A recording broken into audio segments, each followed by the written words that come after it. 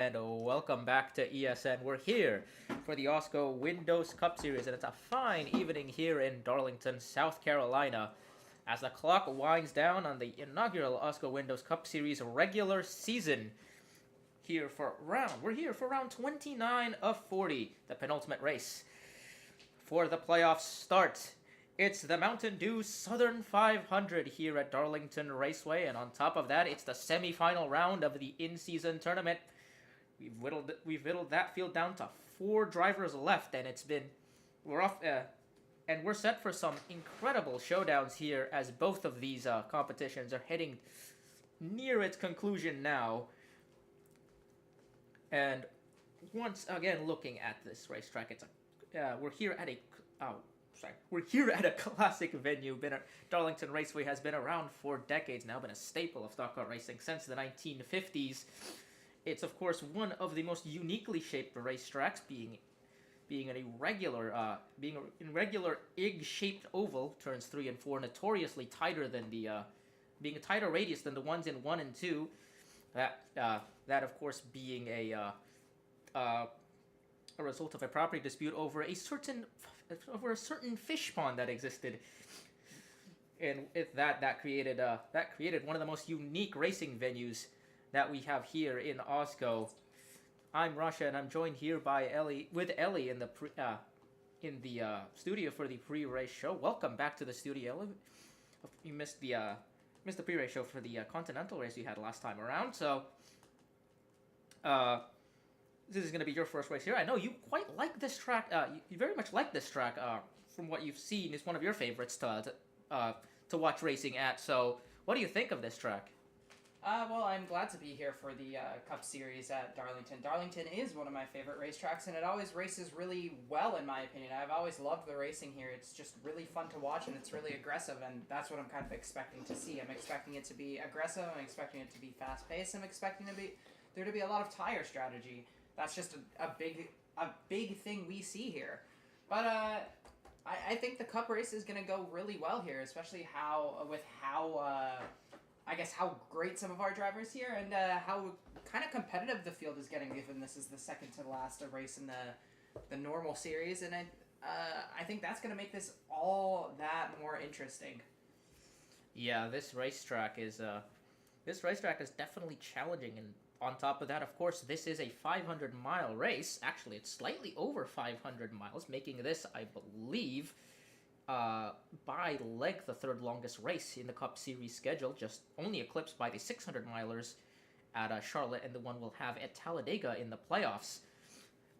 But of course, compared to those two races, Darlington is a much slower racetrack, which makes it one of, if not the longest race by length that we'll see here in the Cup Series. That's something that's definitely going to play into factor. The fact that this is not just physically but mentally going to be a difficult race for everyone in the cup, for everyone in the grid here. How do you think these drivers have been preparing for that? This racetrack is probably the most difficult racetrack to take on in any capacity, but let alone doing so in a 500-miler.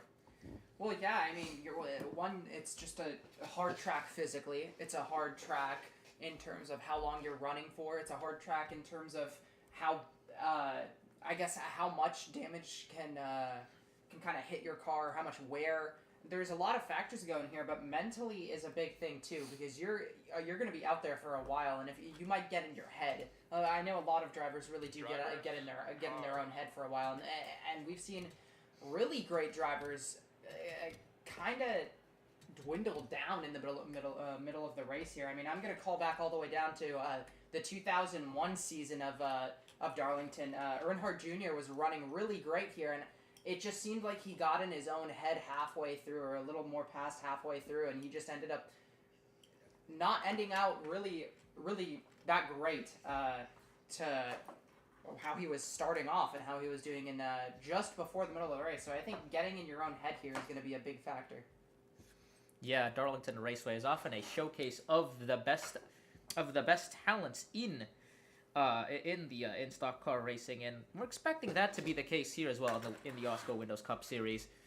You mentioned damaged cars being playing a factor into this, and that's something we saw in the Continental Series. Is that lots of cars were were kind of beaten up by the end of the race. We had a lot of drivers had a lot of problems taking on 1 and 2. Lots of cars slapping the outside wall. That's something we expect at Darlington, of course. The Darlington stripe being one of the most infamous features of racing here at byproducts of racing at this track specifically. But we saw a lot more than what I feel like anybody really expected in the Continental race. But we'll see whether or not that plays a factor as well because of the weather. We do have a headwind, I believe, heading into 1 and 2. That's going to slow the cars up a little bit into those corners, and that's where we saw most of the trouble was in, especially on the exit of 2, though. Then we do have a tailwind right there. It's a northeaster. It's the wind's coming in from the northeast, so that's exactly kind of right on the exit of turn 2. That's going to be a bit of a problem spot. Was a problem spot already in the previous in the Continental Series race. What do you think is gonna? How do you think the wind is gonna affect things? And the weather in general is gonna affect things here at this race. Well, Darlington, South Carolina is a very humid and warm, just a warm area. So, and when it comes down to heat, it's more on the cooler side in terms of average heat for South Carolina. So maybe drivers are a little happy. Oh, hey, my engine's not gonna get too hot on me. But then your issue is the wind. Now you can look at it two ways. The wind slowing you down might actually help you on turn 1 and 2. If you go into turn 1 and 2 too fast and exit turn 1 and 2 too fast, that's where you get your trouble. If you get in there just right or you slow down just enough, that's where you're going to be fine. But the issue with the other part of the wind is that there's the northwest heading of the wind and that northeast heading of the wind. My bad, I misspoke. But that part is what's going to get a little tricky as well. And I could see some kind of sticky kind of pack ups there, maybe even early on. We could see some kind of blocking early on if people get into a crash there. I think that's going to be where we have to really watch out for, especially the beginning of the race.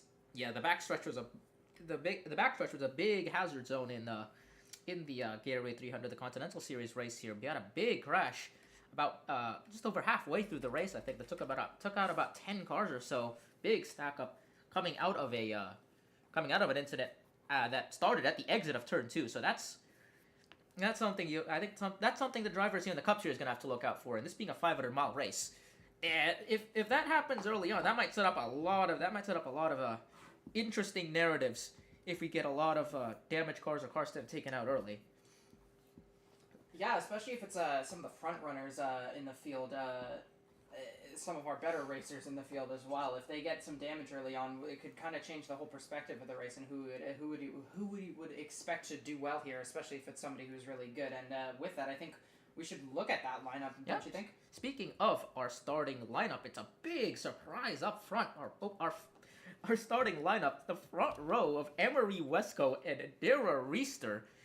That's, I think, about as surprising as you can get. AWSCO hasn't really done too much this season. Since 26th in the point standings. Does have 7 top 10s, but hasn't really been much of a factor in any race this season. Does have 2 top 5. She does have 2 top 5s at I believe in our in our international tour, but that's really it in terms of auto. She did get a top 10 in our most recent race at Richmond Raceway, and we've talked at length about the 17 struggles. Just 1 top 10 this season, a lone 10th place finish at Motegi. That 17 team is probably the team that struggled the most out of everybody in the Windows Cup Series this season. So that's a real surprise seeing them starting on the front row. Looking at the rest of the top 10, we have Malixon and Javida on row 2, Alicia Burden, Eva Yarsaraj in row 3, Audie Stoneman, Felicia Vancy in row 4, Mika Gennaro and Sophie Chantase on row 5. That's another surprising name, the 42 of Mika Gennaro starting there. Yeah, and with this starting field's interesting. I mean, WESCO is not a driver that we really would have expected to start on pole here, and Reister is she just hasn't had the best season. But looking at these two starting up front, you have to ask yourself these two questions. Either they're drivers we looked over and didn't think about, and they might have been better than we really realized, or they just got a really good car for this race, and it could be a mix of both. It could be one or the other. But if you look at the rest of the field, there is a lot of the drivers we would expect up here. I mean, as Arshiraj, there's Stoneman, there's Mika Janera, there's Michaela Yadiga. Even going all the way up to row 11, there's Marisha Vebelst, there's Jocelyn Nighhill in row 9. There's a lot of great drivers up here, so I think it's going to be a very competitive race. Yeah, and with that, keeping in mind, especially with Michaela Yadiga, you mentioned her starting, I believe she's starting in 12th place. I mentioned earlier that this is the semifinal round of the in-season tournament. We've narrowed 32 drivers down to just 4. Michaela Yadiga, 26th seed in the in-season tournaments, right there in the final 4. Facing off against the 31 of Taylor Happerman, and then on the other side, the other 2 drivers there, that's a pair of ERR teammates, Carly Byrne and Marisha Vebelst, that advanced. Where are those 2 starting? Vebelst starting just outside the top 20, and Byrne not too far behind. Looks like pretty much all of our in-season tournament drivers are kind of in that midfield, with the exception of Yadiga in the 92. And finally, one last look at the playoff picture here before we hand things over to the booth. Obviously, it's all about points-wise, I should say. It's all about our top 2. It's the 64 and the 23. Jocelyn Nighhill and Yappy Malakson have been on top of things in terms of points racing and consistency. But the story right now, of course, is that theoretically, I think it's still possible for just one of them to make the playoff field. If we do get 2 new winners in the next 2 races, I think it's all gonna come down to whoever wins in this race, whether or not we get a repeat winner or a new winner, because Pensacola is going to be a whole bag of tricks on the playoff field. I think if you're Yappy Malakson right now, you're sitting in a pretty comfortable spot, assuming no new race winners. But if someone new wins at Darlington here, how much does that put the pressure on you to win the regular season championship? Because that playoff spot is no longer a guarantee if we do get to that point. If we do get a new point, new winner, not new point. If we do get to that point, it's going to put a lot of mental stress on both of them. I mean, that's when you're really going to have to actually start worrying badly. You're comfortable in terms of points right now, but if we get a new winner, you're not going to be comfortable. If we get a new winner in both races, you're not going to be comfortable. But that's the thing we also have to look out for, is both of these drivers qualified really good this race as well. They are good in points, but they could also be trying to get a win here, and I think we do have to look out for that as well. Yeah, Nighhill and Malakson both. Well, Nighhill starting in the midfield, Malakson starting on the inside of row 2 in 3rd place. So that's advantage to Malakson early on in this race, and we saw that passing can be at a premium here at Darlington. So that's hopefully that's a good sign for the 23 team. Red Racing have been pretty quick in race pace as a team, as a collective. They've been great in the races. So surprising that Malakson hasn't won yet, but I think it is going to be a matter of time until both of those drivers get their wins. Though they'd like it. I feel like they'd like it to happen sooner rather than later, given how tenuous the playoff situation can get with both of those drivers. For sure. All right, with that we'll wrap up our that'll do it for our pre-race show here. We'll send things over to the booth now. It'll be Echo and Dan Wilkins, and a bit of a throwback booth as well, for anyone is familiar with the NR scene. And with that, we'll take things over to them. Enjoy the Mountain Dew Southern 500 here. It's going to be a fun ride for everyone. Thank you for joining us here in the FanDuel Fan Studio, and we'll see you guys in the mid-race. And welcome to the Darlington Raceway. Here from Darlington, South Carolina.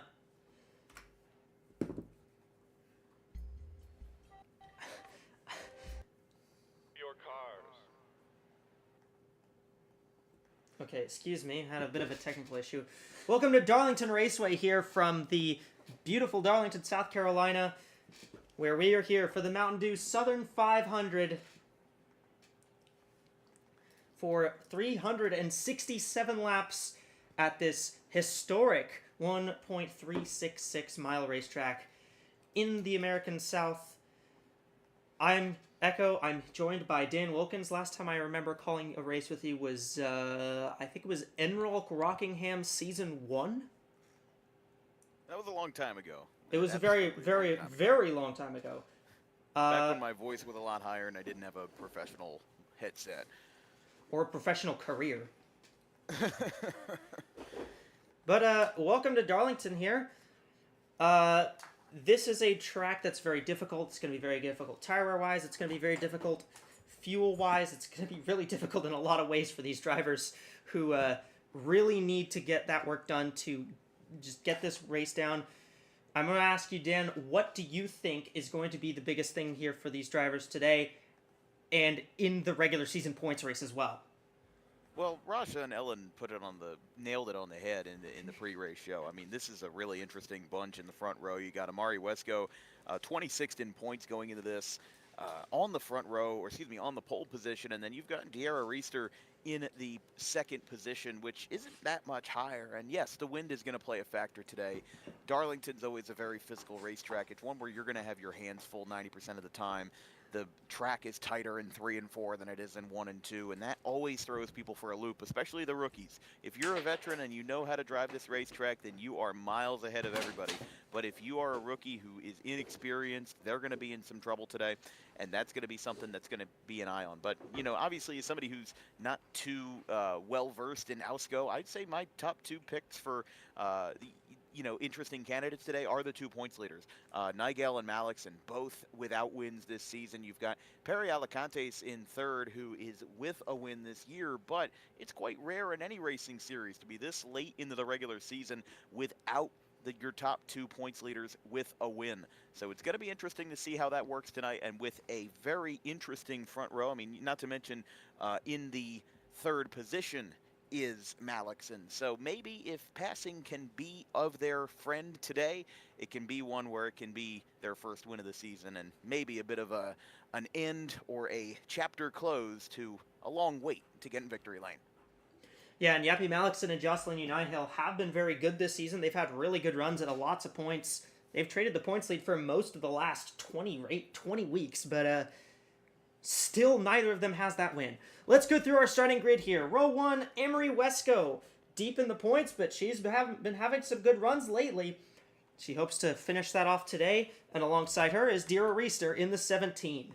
Row 2, Yappy Malixon, second in points, and Isa Ijavida. Again, for Nihil and Malixon, if a repeat winner occurs in this race, they would both be locked in no matter what happens at Pensacola next week. Row 3 is Alicia Byrne and the 2-time winner this season, Ava Ajarsaraj. Row 4, Audie Stoneman, one of those drivers contending for the final point spot, and Felicia Vancy, who's 1 point behind the 10 for the final point spot. Row 5 is Meika Gennaro and Sophie Chantaze. Row 6 is Andrea Davison and Michaela Yatica. Row 7 is Perry Alicantes and Halis Jukovic, last week's winner in Richmond.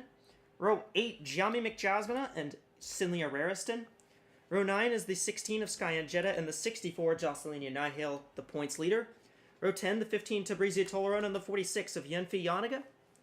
Row 11, the 99, Marisha Velbost and the 71 of Abby Little. Row 12, the 19, Arlen Hanstrom and the 8 of Lowry Schliesenbach. Row 13, the 38, Youngwei Ku and the 21 of Amani Wandayo. Row 14 is the 34, Mika Harina and the 9 of Carly Byrne. Row 15, the 31, Taylor Happerman and the 93 of Arinia Tosima. Row 16, the 27 of Nietzsche Garnston and the 72 of Janet Parkings. Row 17, the 13, Yania Waterton and the 3 of Mimi Barino. Row 18, the 96 of Angeli Rugatino and the 82 of Pace Linieria. Row 19, the 52, Rachel Cole and the 55 of Bria Dalad. And row 20, the 20 of DeGabby Abriella in her home track, and the 39, Lily Talberson. Start your engines. We saw a driver with experience win yesterday. Kathy Ableton Perez showed up right at the end. She only led 11 laps, but that was all the laps she needed to lead, and she took home her 3rd win of the Continental Series season.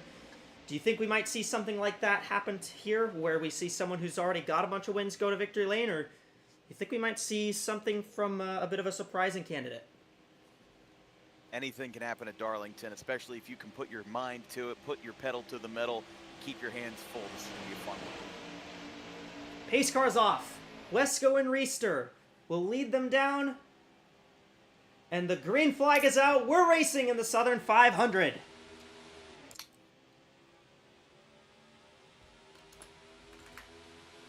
And Malikson's already looking to the inside in turn 1. Oh, this is gonna be trouble. Reister's in the fence. She's okay. I think I saw that right front get caught there in turn 2, and as soon as you get gripped onto that wall, it's definitely hard to get off the wall without slowing down substantially, and she's going to lose, it looks like, about 7 or 8 positions here on the opening lap. She dropped from 2nd to 9th at the line.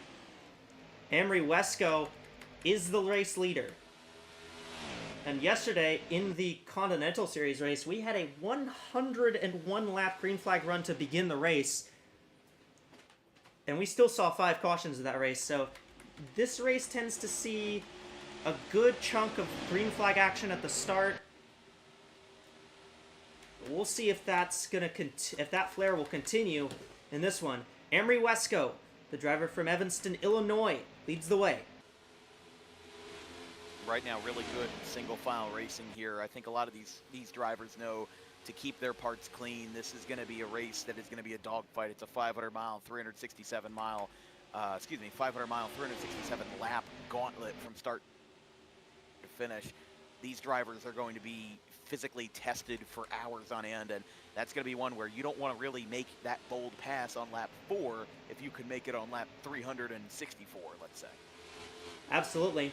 And you're going to see as well here, with the way the lines run, the top lane is going to be the better lane in both corners, really. It's all about patience here. Not necessarily about being fast and getting to the inside of somebody and getting by. This is a track where you've got to be patient. You've got to let the laps run down. And that's what we saw yesterday. And it's what we will probably see again today. Well, you can thank Mr. Brazington back in the 1940s for not selling his land as a minnow pond in turn 3 and 4 for why this track is as physically daunting as it is today. You know, there is something about this track that has just so much charm to it, and if it were any other way, where turns 1 and 2 and 3 and 4 were equal, we wouldn't be talking about this track in as much of high praise as it deserves, because it is unique. It is something that should be reveled upon for its difficulty, its extreme difficulty. That, and as well, you've just got a very narrow groove in the banking. The banking was built... Well, when they built this track originally, you were supposed to race on that flat part of the track. That whole wide apron, that was where you were supposed to race, but then they figured out, if you just run up on the banking, you can go way faster. So that's why the track has the tight, narrow groove up at the top lane that's... Oh, we got a caution. Oh, spinners on the front straightaway. It's Garnston Toastman Parkings, it appears. It looks like that was the 20 of Gabby Abrielle as well, the hometown driver. Unless I missed something. Yeah, that's Abrielle. Abrielle does have a little bit of damage. Pace the Nigeria may as well have some damage. Well, we won't be seeing the 100 lap green flag run to start this race like we saw yesterday. I was just about to say, a little commentator jinx a little bit. Looks like everybody's going to come to pit road. Smart idea. Get your levels adjusted early. You know, make adjustments if you need to. It's a little bit early, but still 8 laps is enough to file this field out. So you have enough to know what you need to fix, what's good, what's not, and how you can go forward with this. Might as well want to check tire wear too. Just because this track is so, you know, high wear on the tires.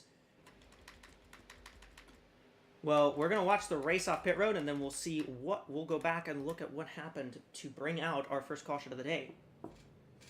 Not to mention the fact that this track hasn't been repaved in 11 years. 2014 was the last time that it was repaved, and it's even if it was repaved recently, it is always going to be abrasive on these tires. Just that harsh turn into the banking is always going to be something that I sound like a broken record, but it's going to be something that will be physically taunting for these drivers, and especially for their cars as well. You might see a couple mechanical failures in the 300-plus lap gauntlet tonight. Oh, there's going to be a lot of mechanical failures. With the mechanical... with the... how long the mechanicals last here in this series, there's going to be quite a few. All right. See what happens. Okay, what went on here? Something with the 27, I want to say? Where is the 27? I went right past her, I'm pretty sure. There you are. Oh, Tosima just kind of clears herself up at the top side. Nobody looks too badly damaged from that. It looks like the 93 just kind of got up into the 72, and the 27 didn't really have much else places to go. But I think everybody's still run. Oh no, Yuri is done. Okay. Well, that's one thing I wanted to highlight. I didn't know if the 20 of Abrielle had any physical damage on that car. She is from Spartanburg, South Carolina, 2.5 hours from Darlington. And yes, 2.5 hours is a bit of a hike, but still within the same state. Only South Carolina-born driver, from what I can tell, in this field this evening. And you know, it's a decent trip from 26 down to 20, and you can find yourself here at Darlington. But I'll tell you, good to see that. It looked like she just let up on the brakes and was able to stay through it. I mean, again, She got through, yeah. It was a wreck, but it wasn't really anything that took anybody out for a wild ride, let's say. I think Yuria dropped out because she might have run into somebody, and just the engine was just cooked or something. Yeah, Gabriella, she's had a bit of an interesting season.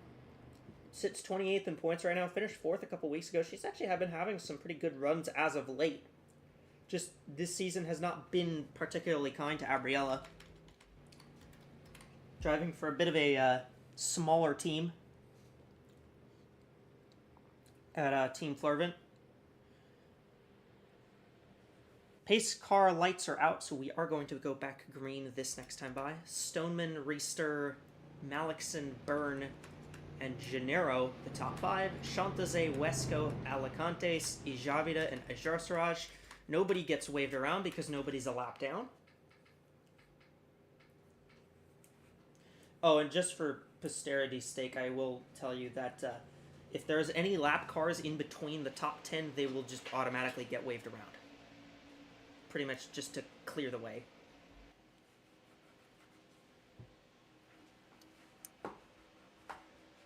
Pace car pulls down. Audie Stoneman holds the lead as she got it off pit road. Wesco, who was leading beforehand, has dropped all the way back to 7th spot. So Amory Wesco has some work to do if she wants to get up through the field at a track that is very track position heavy. Green flag, we're back racing.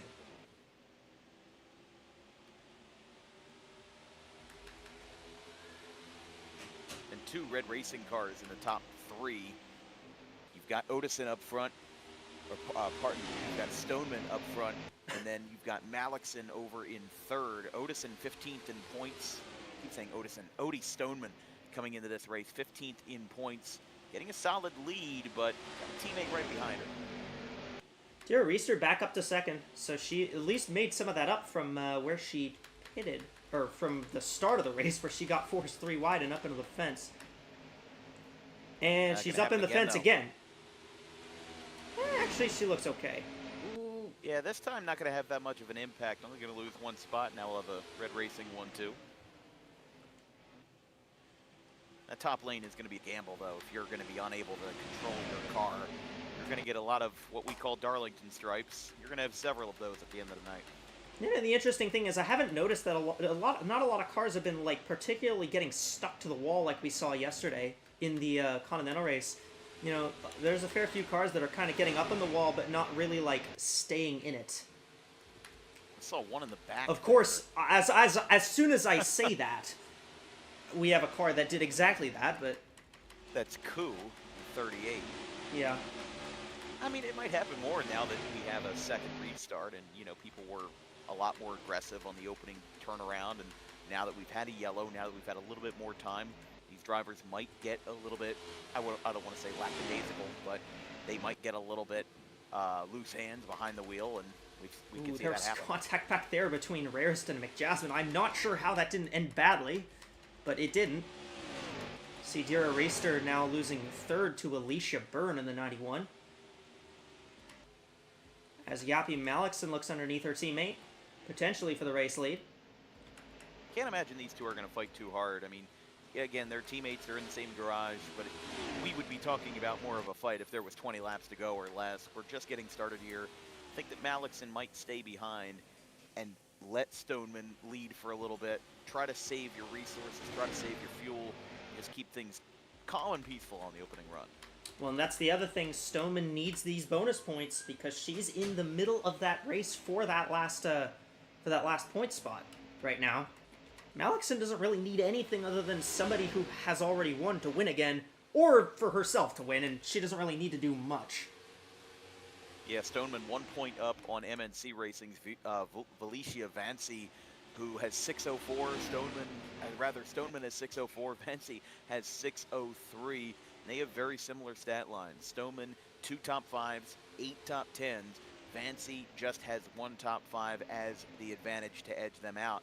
3 top 5s and 8 top 10s. There's a lot that can change between now and next week at Pensacola. Everything can be flipped on its head, so every lap that Stoneman can lead is going to be a benefit to the 10. Absolutely, and you're seeing the 91 of Alicia Byrne now starting to close up on the leaders. There's Byrne's teammate Perry Alicantes in the 5th spot, battling with Dira Reister, trying to take 4th away. Looks like she will be able to do that. I think the interesting thing as well is that I'm seeing the inside seems to be a lot better than it was yesterday. Yesterday, the outside lane was king. You could not make a pass on the bottom, really. Pretty much all the passes we saw for the lead were a car doing, well, what the 91's doing right now, jumping to the outside and just getting the momentum to keep up on the top side of the car. But right now, it's looking like the inside has a little bit of fight to it. Well, you were talking about Perry Alicantes. Last time she won was back in Denver in round 7. That was 22 races ago. And she sits 3rd in points right now with a win. 1 win, 6 top 5s, and 10 top 10s. Keep in mind, remember, this is common knowledge to everybody who's a fan back at home.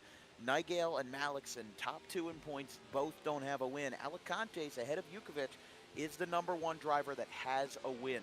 So even though she has a win, she's also kind of punching up a little bit because the people in front of her don't have anything in the victory lane this year. And she herself hasn't won in 22 races since we went back to Colorado earlier this year. Yeah, and Alicantes as well, you know, that race back at Denver, a long time ago, that was another race that was very long green runs where she kind of had to show up at the end of the race. Saw Alicia Byrne looking underneath Yappy Malikson for the 2nd position, although that spot will not go battled for quite yet. You see Isa Ijavida right now pressuring the 17 of Dira Reister, and Reister doesn't really look like she's been able to keep up speed-wise. Don't look now, but there's Jocelyn Nihale in the 64 car. She's up into the 8th spot right now behind all this. And for the in-season tournament bracket, I do want to keep updated on this just a tad bit. We do have those 2 matchups today. Where did I put the image of the bracket? There it is. Carly Byrne against Marisha Vebels. That's the 2 teammates battling. Byrne sits 17th. Oh, the 6 car is pitting. Doesn't appear to be scheduled. I can't find anything particularly wrong with it. The 9 is 20th, and the 99 is 22nd. The other battle is Mikhailiatica against Taylor Happeman, which they're right now neck and neck. They're right next to each other. 13th, I'll tell you 13th this, and 14th. Gianni McJasmina being 31st in points, having to pit this early unannounced. I mean, it could be something like what happened there to that car that's up on the wall. Can't read that number. That's a 16 of Engetta. Yeah, you'd be correct. I mean, it could be one of those. It could be any number of things. Again, this racetrack is going to take a lot of cars out of contention for something that doesn't even involve a crash. It might be something that, oh, hold on here, that was close, but that's Alicante. No, excuse me, that's Reese. It's the 17 again.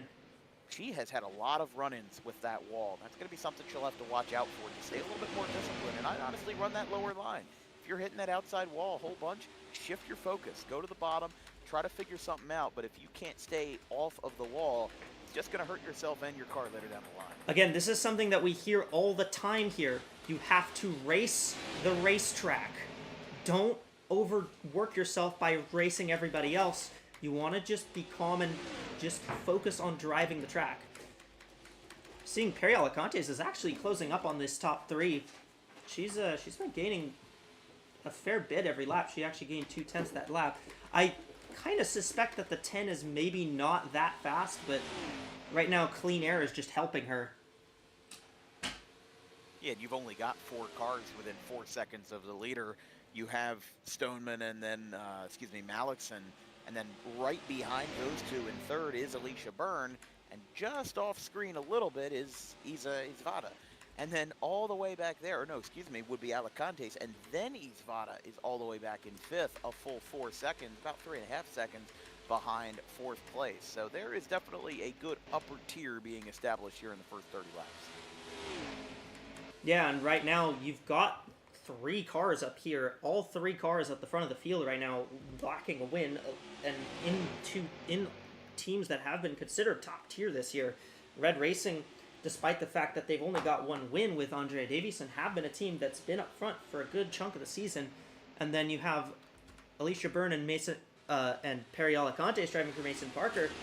Byrne's the only driver at her team that hasn't won yet this season. And Burns kind of struggled with getting that win. She hasn't really struggled with running well. It's just finishing the races off that has really beset her. Yeah, you mentioned Byrne. I mean, right now, not doing all that hot. I mean, not sitting in the playoff spot as we sit right now. And just the way that it is, she is 34th in points. Her best finish in the last 5 races was 13th. And that was 5 races ago. That was a decent long time back, and she hasn't had a top 10 since all the way back when they went to when they went to the Motorsports Park a good 15 races ago. So the fact that she's running in third right now is definitely an antithesis to how her season has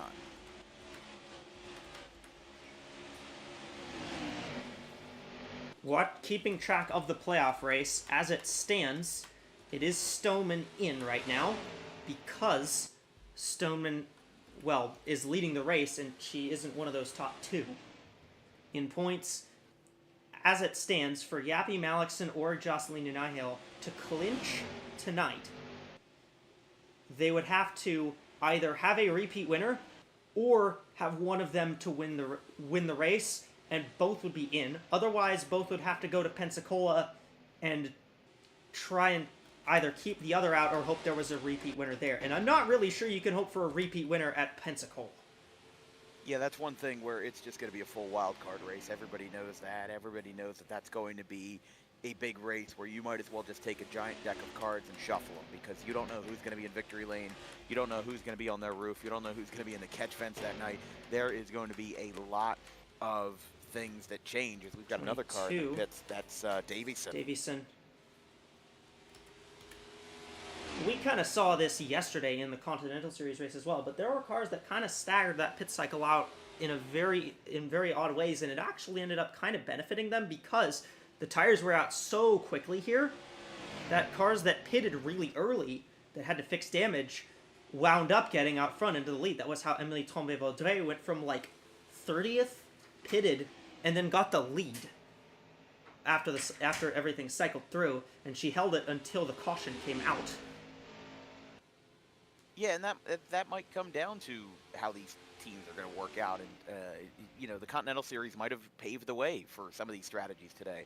It might have shown them, the Cup drivers, especially if they're working with the same teams, hey, we know that these tires are going to go out at X number of laps, and let's work together to say, hey, let's pit at this time, let's make some adjustments here and there, and just try to find a way to get an advantage early, because you'd rather get an advantage now and let it go a little bit unnoticed rather than get an advantage when it's too late and you can't actually make any use of it. 93 and 17 have also come down pit road. I So that would can't be, imagine. Reister Oh, the and 92 is Tosama. in as well. Tosama's in. Yataka's in. Reister's in. So yeah, it looks like a fair few cars are just coming in to kind of check the damage and make sure it's okay. As long as everything cycles back around under green, it's not a terrible move to pit at this stage, I don't think. You just have to hope there isn't a caution right about now. Pretty much, yeah. Tosama's had obviously the best individual accolade season of this year, although she only sits in 6th place in points right now, 4 wins, and she's been on a hot streak as of late. 3 of her 4 wins have come in the last 10 races. Sonoma, the Daytona Road Course, and then Indianapolis as well. There is a lot to like about this 93. 4 wins, and that accounts for 6 of her top 5. So when she is up front, she is going to be in the front, and there isn't a lot of exceptions otherwise. But hopefully she can turn it around, and you know, because those 4 wins, they got to be worth something. Right now, she's got 3 drivers with wins in front of her in terms of the points, and that's where she's held up. She's got 9 top 10s, but 4 of those top 10s are ones that are in victory lane. Meanwhile, you've got Alicantes, Jukovics, and Handstrom that all have less wins, but they've got more top 5s and top 10s. That consistency is going to pay dividends at the end of the regular season. Alicia Byrne tried to make a run at Audie Stoneman. Byrne got by Malikson for the 2nd spot, but we're going to see the 23 take the spot back, and maybe Byrne might lose 3rd too. Yep, here comes the 18 of Alicantes. And you're going to see now the 92 and 93, these cars just pitted. Okay, well, I say that, but the 92 just drove it into the wall. But these cars that just pitted will have fresher tires, and that will really benefit them in chasing down the leader and maybe getting 1 or 2 of their laps back eventually. Curious when I'm watching the 23 of Malikson, she keeps moving up high as if she's trying to back off of Stoneman a little bit, especially in 3 and 4. Stoneman's keeping a pretty solid line, but it feels like that Malikson's driving it almost a little bit too hard and then has to overcorrect before she can get to the apex of the turn. And you can see there, she's lost a little bit of ground. She finished that lap 0.2 of a second behind, and now she's got the 18 of Alicantes right on her tail and several cars as well, bringing up the rear. There's the lap cars going by. Oh my god.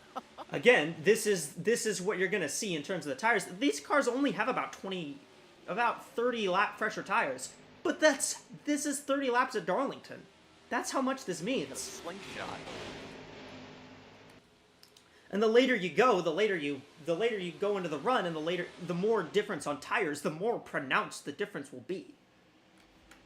Absolutely, and you're seeing it right here. I mean, the 93 is having 0 problems getting past those leaders and now to Stoneman, and you get that lap back, and now if there's a caution, well, if she gets past the 10 of Stoneman, she's going to have no problems being at the tail end of the field if we have another yellow, as we did on lap 8. She would be 1 down, however, she would be also in the free pass position. Yeah, so pretty good odds, regardless of how you slice it. Yeah, so far we're looking pretty clean. Aside from that early incident, we're looking pretty clean. Pretty well starting to spread out in the top 10 now. There's Cinlia Rariston in 10th. She's now bringing up the 10th spot. Amory Wesco, pole sitter, has dropped all the way back to 11th. Janet Parking's Rariston's an interesting case with this point system. She is 14th right now, obviously above the cut line, but she also has those 2 wins to her benefit. She got those 2 wins, she got those 2 wins super early in the season, and in fact, back-to-back. She got them at starting at Bristol and then found another one over at South Boston, 2 really short tracks. And while this isn't a short track for her, it's still in this general part of the country, and it seems like whenever she's in the Appalachian Southeast, wherever it is of the U.S., she seems to find herself in a good position. And right now, she's going to look for win number 3 here tonight at Darlington. I'm not sure South Carolina qualifies as Appalachian. We Not Appalachian. Well, I mean, Bristol does. Cause it's that's true, yeah. I'm Bristol saying does, Virginia or does. Southeast U.S. Yeah. No, Darlington definitely doesn't qualify. Well, yeah. That's on the I-95 corridor. Oh, yeah. It's by, we're pretty close to, what is it, Florence, I believe? Florence, South Carolina. Stayed there one time last year. I don't want to get too off topic, but everything there in the Florence and Darlington area is, you can go to actually a cookout restaurant in Florence that has red and white striped walls, just like the ones here at Darlington, and they have hell yeah. little mini cars on the roof, and they got a little bit of everything down there. But they certainly do love their racing.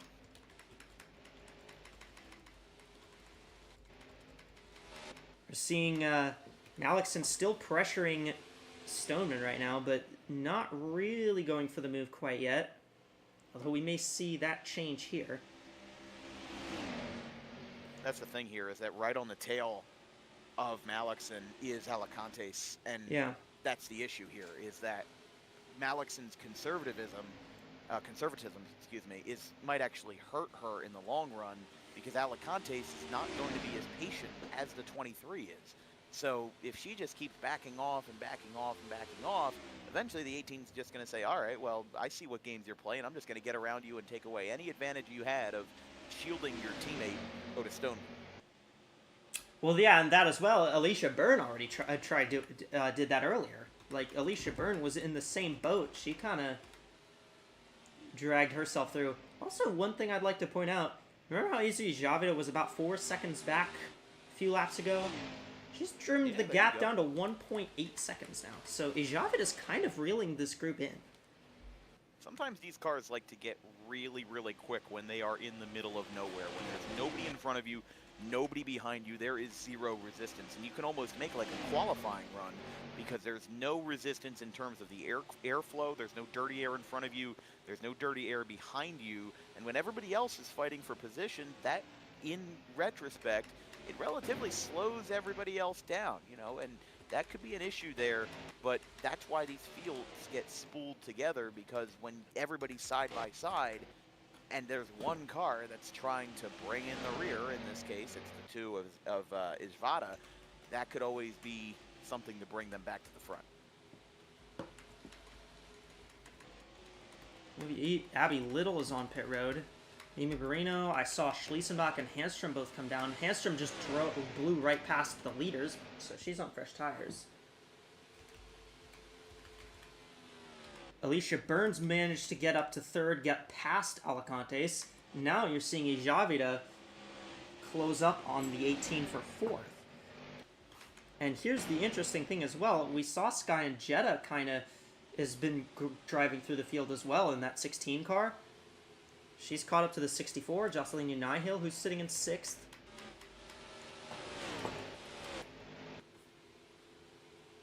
I think... Yeah, both points leaders in the top 10 right now. Nigel in 6th. And then the 23 of Malexon in 2nd. Got car to wall. Byrne went way up in the fence. She's tried. I think she tried to get the run up top, but she just drove it a little too hard to the top side.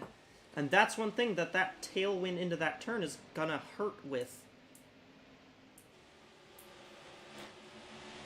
Now she's gonna lose two. She's lost 2 spots from that. They're catching another lapper in the 6 of McJasmina. Ellie, you got a report on Abby Little. Yeah, it looks like we're hearing on Abby Little's team over the radio that what ended up causing her to go pit was she's got some sort of clutch issue. Well, very unfortunate. The 71 is out of the race from that, so an early end to things for Abby Little, who had a bit of a miracle run in the bracket, but unfortunately it fell out last week. Meanwhile, here comes, well, all these cars, really. You got lap cars, you got slow cars, you got fast lap cars that have better tires, and you've got lead lap cars.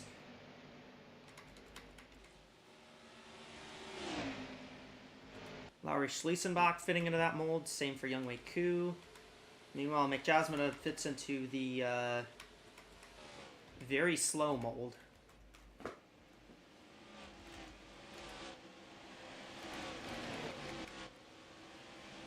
Yeah, now we're starting to see these cars that kind of came in for damage that are off cycle. They're starting to blow by everybody, really.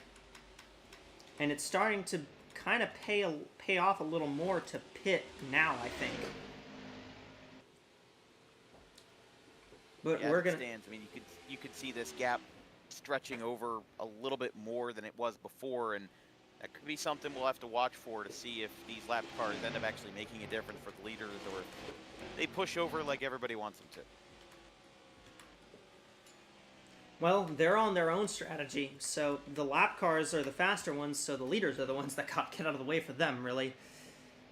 Yeah, I wonder when the 10 and 23 are going to pit, and if they do, or when they do, I wonder if they're going to do it in tandem, because obviously it benefits Malixon to have somebody who already has, who already is above the cut line in Stoneman to be leading, and sure, it will be good for them to both share some time in front, but I mean, right now they have a bit of a monopoly here. You know, Isavita is in third now, and she is a second and a half behind these two cars, the 23 and the 10. So it's interesting to see whether or not we'll see that strategy work together with the two teammates, or whether or not they'll be on their own. I believe the 2 is pitting, actually. It looks like it, yeah. Yeah, she's gonna... That's going to put Alicantes in third. Moves Alicantes to third, but I like that call from Ijavida. That's a good call right now, I think. The fuel window here at the maximum best mileage you can get here is about 75 laps. We saw cars end up pulling that in the race yesterday. I'm not entirely 100% sure if we'll see that today.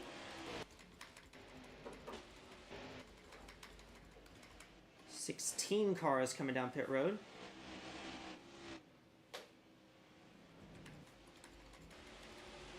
Well, the 16 is just one of a few cars that has had their point standing hampered by a couple of races missed. Has only missed one race this year in the 16 Sky and Jetta with Vinny Schultz and Maya Schleby filling in for the 16 behind her, but just one race missed, even with a relatively middle-of-the-road schedule with 3 top 5s, 6 top 10s. She still sits in 27th in points behind tonight's pole sitter, who currently sits in 7th, Amori Wesco. I mean, Sky and Jetta's run pretty well this season, just has not had hasn't really had that much luck at the end of the races. Ellie, you got a report on what happened with the 16? Yeah, I do. It looks like they pulled Injetta in for some suspension problem. Oh dear. Speaking of... More mechanical issues. Yeah, more mechanical issues. That's been her Achilles heel all season long, is mechanical issues, and it seems like another one has struck. Well, we were talking briefly with our pit lane reporter, Ellie, about the 71 of Abby Little. A clutch issue is obviously not going to be good, but it seems like those will flare up more on a track like this, where you are shifting a lot. A lot of times you're in gear 4 when you're getting into the turns, but you're getting maybe as low as second gear before you get to the apex of the turn, especially if you're on older tires and your speed is a little bit hampered by that, and then you got to go right back into it to punch it out of the corner. So you are going to, it's not like a Talladega or a Daytona, obviously everybody knows that, where you're going to be in one gear the entire way through from green flag to yellow flag. But here, it's a constant shift, and in a long race like this, if you have a bad shift or if you make one mistake, that could really end your entire day. And while I don't know exactly what happened with Little, it seems like that could probably be one of the causes. How about Jocelyn and Nigel's moved up to 4th place now? That 64 actually got past the 91. There's Sophie Chantazé in 6th spot, the Quebecois driver. Then you have Cindy Ariston, Yenfi Yanaga, Emery Wesco, Mika Gennaro sitting in the top 10, and oh boy, this group is very clumped. We're a little tight up there. Yeah, no kidding. Look out. I'm not sure how this is surviving at all, but it is. For now. These drivers probably would have half a mind to back off a little bit, knowing how early in the race this is, but they're just getting really discombobulated right now. Ooh, and you have everybody at different paces. It's very hard to get kind of jointed together with a concrete plan. Got a little bit congealed that time, but they seem to survive it. There's some cars in here that are laps down. There's some cars in here that are lead lap. There's some cars in here that are really slow, but just trying to hang on. The 99 appears to have some severe engine damage. That's Mauricia Vebels, San Diego product. And that will actually, ironically, that eliminates her from the in-season tournament. So, Oh, that changes everything. Carly Byrne has advanced. Congrats, Carly, you made it through. You did nothing.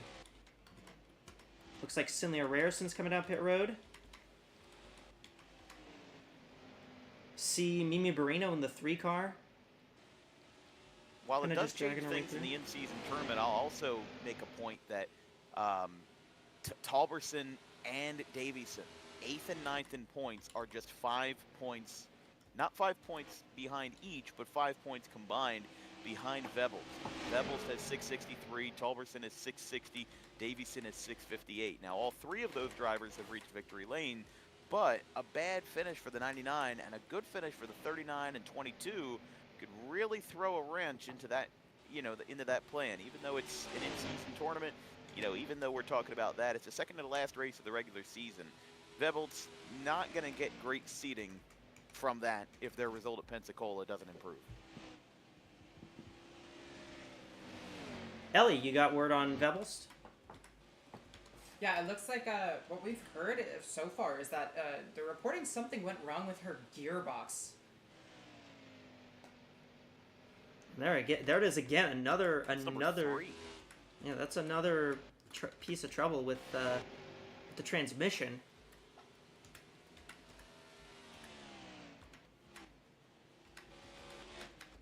So now, very interestingly, we're kind of seeing these drivers start to come down pit road again.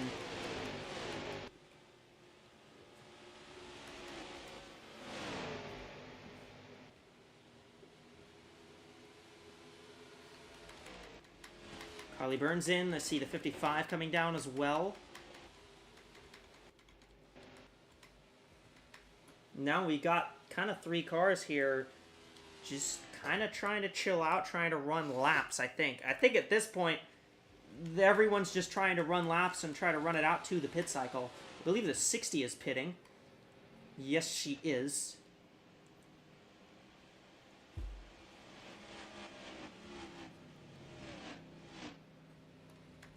Looks like Wesco's got some damage on the right side. I can't imagine that there will be many cars without some sort of physical damage, even if only cosmetic. Gotta be a handful of cars that are going to be going into the body shop after this race. Yeah, she's got that Darlington stripe. Something that she just kind of see.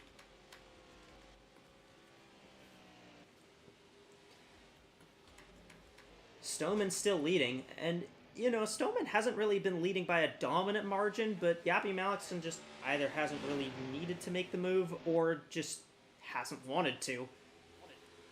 Yeah, I think that's the goal, being conservative, and a lot of these drivers are going to want to be conservative here in this early going, and again, there is no pressure to be ambitious. You don't want to turn your ambitiousness into audaciousness. You don't want to be the driver that makes that bold move and then ends up looking like a fool, and then that causes problems for everybody. And you don't want to be that guy. So there's less than 200 laps left. Excuse me. No, there's less than 300 laps left in this race. That shows how much longer we have to go. There's a lot on the table, and there's a lot that can go right, and there's a lot that can go wrong. So no reason to push the needle right now.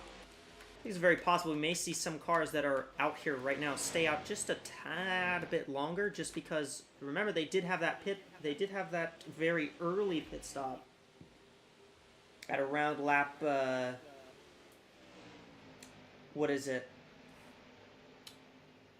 Lap 8, I think it was. Lap 8 was the first yellow. That was the one that involved Toshima and a handful of other drivers, including Parkings as well. Watch the 55 here. Look at her just plow right through. That's the, Thread the needle. 70 lap fresher tires. Is that the UPS car? They got same-day delivery? Looking like it, yeah. They got the express delivery. Had to weave through traffic a little bit. straight out of Louisville.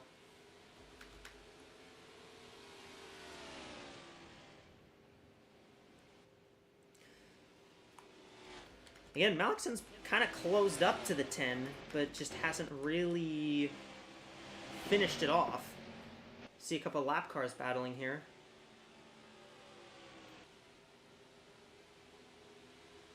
What I will say as well is that for this Cup Series, you know, obviously the Continental Series is used to a lot of different styles of races, but they run a lot shorter of tracks. I mean, this is, for the Continental Series, this was their first track that was longer than 1 mile in 5 races. They had been at Surrey, Indianapolis, IRP, Iowa, and then Richmond. Meanwhile, the Cup, obviously, they have a little bit more of a diverse schedule when it comes to track types, but even then, this has been a streak of not a lot of tracks like Darlington, not a lot of intermediates. This is the league's first intermediate, and the one that you could argue was closest to Darlington when they went to Japan over in race 24 at Twin Ring Motegi. And after that, they had the same slate of races except Indianapolis, the big track, instead of IRP. So, yeah, this has been a little while since these drivers have had such a physically demanding track. Well, yeah, and they had a 500-mile race at Motegi as well. That was, it was 323 laps there. And that race came down to a good chunk of tire strategy, really. And that's such a flat track, too. That's even flatter than this. I mean, this isn't a flat track by any means, but I'm saying it's only 10 degrees. You can imagine that tire wear was not that forgiving either. Oh, and especially with the fact that the banking hasn't been repaved even after the earthquake that happened there in 2011. Mm-hmm. Here comes all these cars that are on fresh tires right through. 13 cars right now scored on the lead lap.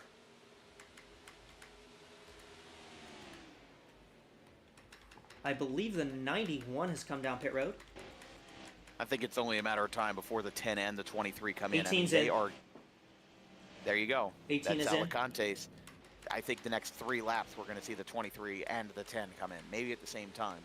I just saw that 2 go past the 10, so she's actually driven on back in the lead lap with those fresh tires now. So, ooh, Car on the wall? 8 car Schliesenbach. I believe the 10's coming in here. Yep, yes, she is. Yeah, there you go. Malixon will stay 23 out. will not. Malixon will stay out to lead a lap here. Probably planned, if I had to guess. She probably wants to get that bonus point. And there you go. Can't imagine that will... Took 80 laps, but still better than ever. It's better than getting 0 points. 1 is better than 0, yeah. Good math lessons being earned today. Yeah, I know.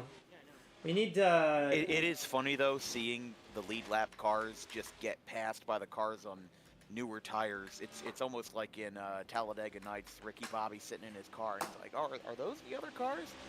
I don't know, because we're getting blazed by them. But for the 23 and the 10, they probably don't care all that much. You know, you can pass us by all you want. We're on a different strategy, and we believe we're on the winning strategy. Strategy is going to be everything. 23's coming in. Go. I saw the 64 come in. I believe the 13 is the only other car who has not pitted yet.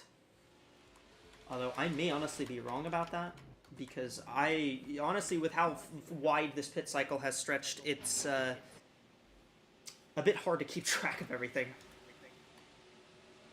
Yeah, I could imagine so. I mean, we had our first 13 is driver come in. I believe it was the... no, I didn't have the right number, but... I believe the first driver to come in for the pit cycle, I can't remember who it was exactly. I think it might have been McJasmina, the 6 car. And that was all the way back on lap 24. It was only 15 laps after we went back green after the only yellow of the day. And we've seen constant pit cycles coming in, about a car or 2 at a time for the last 40 laps. So it's like, yeah, we've got all this room on pit road, but it is very sparsely populated throughout this cycle.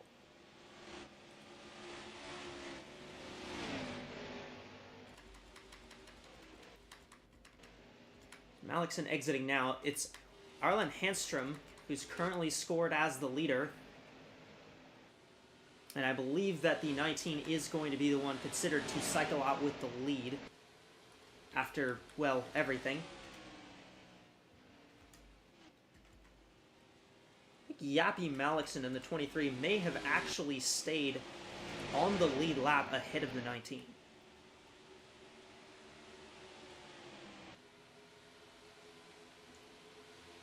But right now, the 19, I think, is on a little older tires than everybody behind her. You see the two of Ijavidas closing up on her. You also see everybody else, this whole bunch of lap cars. 23 and 10 did in fact cycle out ahead.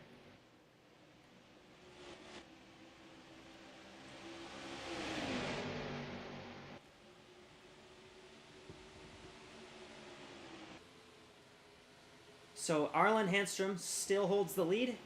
It is Perry Alicantes trying to get by and get her lap back, which she will do.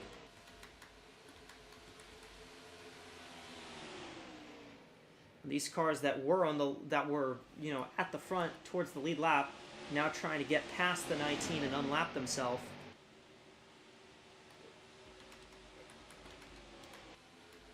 And catch up eventually to the leaders.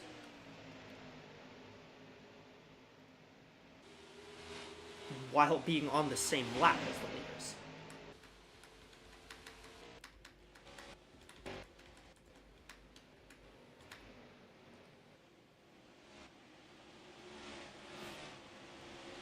So Nihale gets through, and then Rachel Cole will be the next car to try and drive her way past. He's a Javida who came in a bit early, kind of has closed up. She's going to let the 34 get through. Suddenly a Rariston coming out of pit road.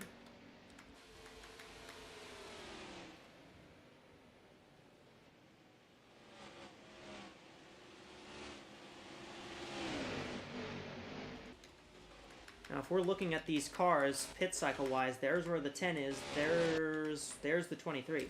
So it's a pretty big gap from the 10 to the 23. It's actually 7 seconds between those two, and it was only about less than a second before we came to pit. We had our pit cycle. So, and now we've got a change for the lead, as Isa Ijavida has now taken it away.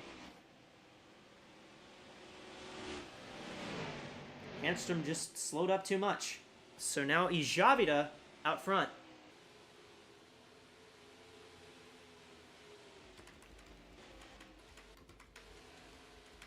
For those keeping track on our bracket battles, Taylor Happeman 18th, and Mikel Yatica is actually 5th spot right now. So again, everything is very jumbled up, and I believe the 92 is very off cycle.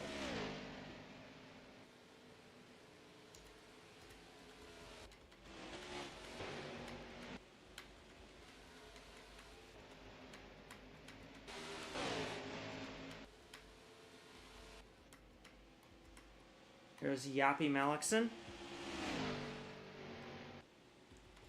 And now the thing with these lead lap cars, they have become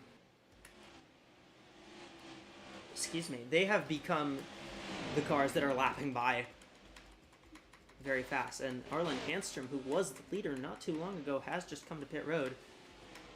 And we see Isa Ijavida with a 5.5 second lead over Youngwei Ku, and that's grown to 6.2 seconds.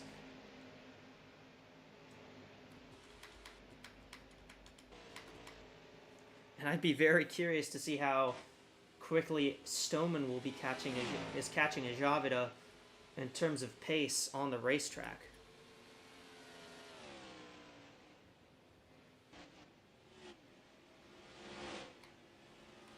.001 this last time by.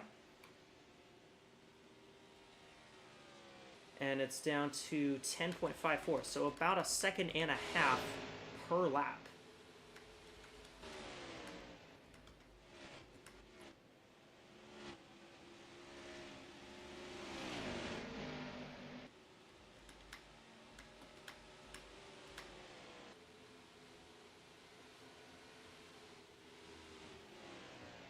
Iza Javida still hangs onto the lead, the Ukrainian driver looking for what would be her first win of the season.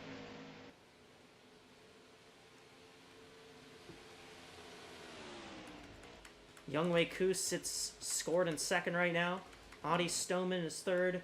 Your highest driver that has a win is Brid Elad, who's at fourth. Then it's Vancy, Malikson, Yatica, Barino, Wesco, and Carly Bernal, though Wesco has just gotten past Mimi Reno for 8th spot. 17 cars now scored on the lead lap, as things stand at the moment.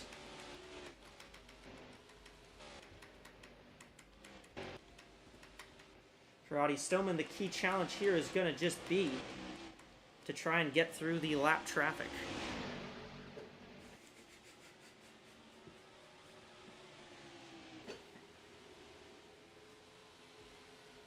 She's gotten past Ku, so now Stoneman is officially up to second. With Iza Javida on a bit of a different fuel cycle, or on a bit of a different tire cycle, the two cars just kind of trying to run her laps out here.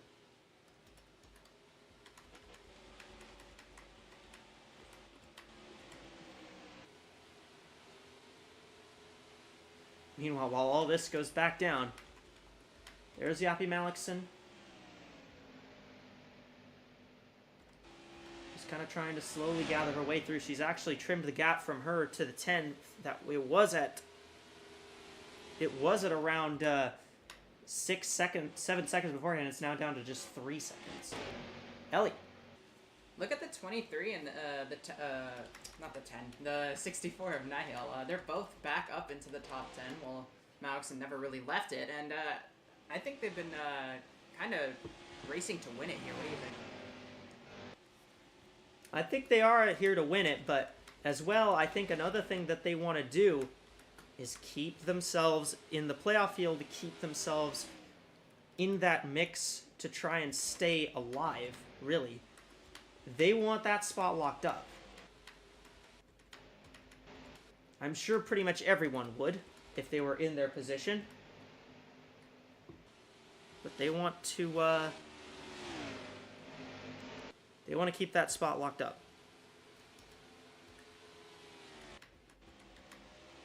In the meantime, Javida still continues to lead. However, she's now getting passed by several cars. Several.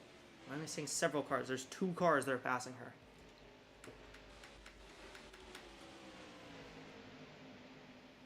And she may fall into the clutches of the 10 of Adi Stoneman very soon. However, soon is not right now. So Javida still has a comfortable lead for at least a little bit.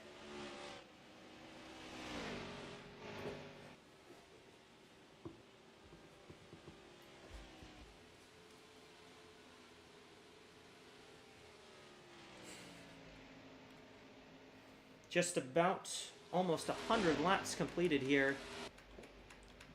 Still a long chunk of this race to go.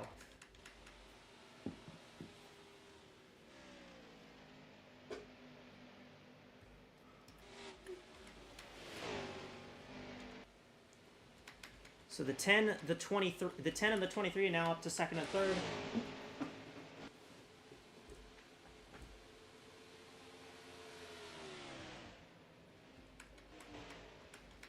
Riedelon's still in 4th.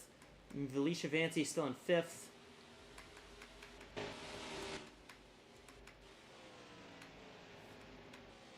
You gotta go back to Amory Wesco and Perry Alicantes. These are the next cars that are on these fresh tires. We're starting to see some cars come down pit road yet again. 20 cars right now on the lead lap. Oh, the 2 car, the leader got up into the wall there just a bit.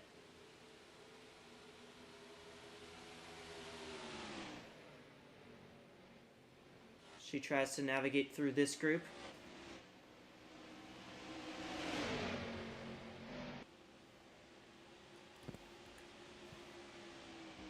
that's always going to be a tough battle for Izavita to get through all of these lapped cars and through this cycle. As we've seen, it's been a long green flag run, and it's not going to be easy for the two, but just patience is going to be her friend. Somebody spun down the back straightaway, but we don't have a caution. I believe the 9 car Carly got Byrne. spun. Yeah, I believe the 9 car did get spun down the backstretch. Looks like we do not have a yellow. We're going to stay green. 55 is finally pitting. There's enough runoff on the inside, especially if she got spun off of 2 or on the back stretch, that if she didn't hit anything, probably no reason to throw the yellow, especially when the field's in this much of a groove. Oh, absolutely. I see the tire marks down the back straightaway, but I think she was probably the only one involved. And she is coming down pit road. That must be something they want to check out. Oh, more contact, the 8.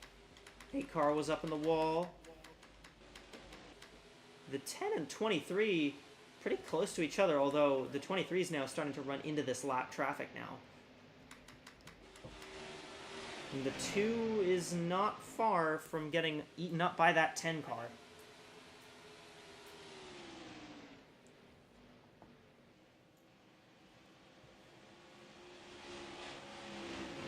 Ellie. Yeah, it looks like we saw that spin from over here in the pits here. I was just checking up on some of the drivers because we saw a lot of drivers coming into pit, and it looks like everybody's getting 4 tires, and we're not really too sure about the fuel yet, but everybody's getting 4 tires. Everybody's coming in fine, but we just saw her spin over on the end. We're not too sure exactly what caused that, but we saw it from over here, and we're waiting to just hear from her on what exactly caused it. We'll probably take a look at a replay when we get the chance to. Meanwhile, lead change.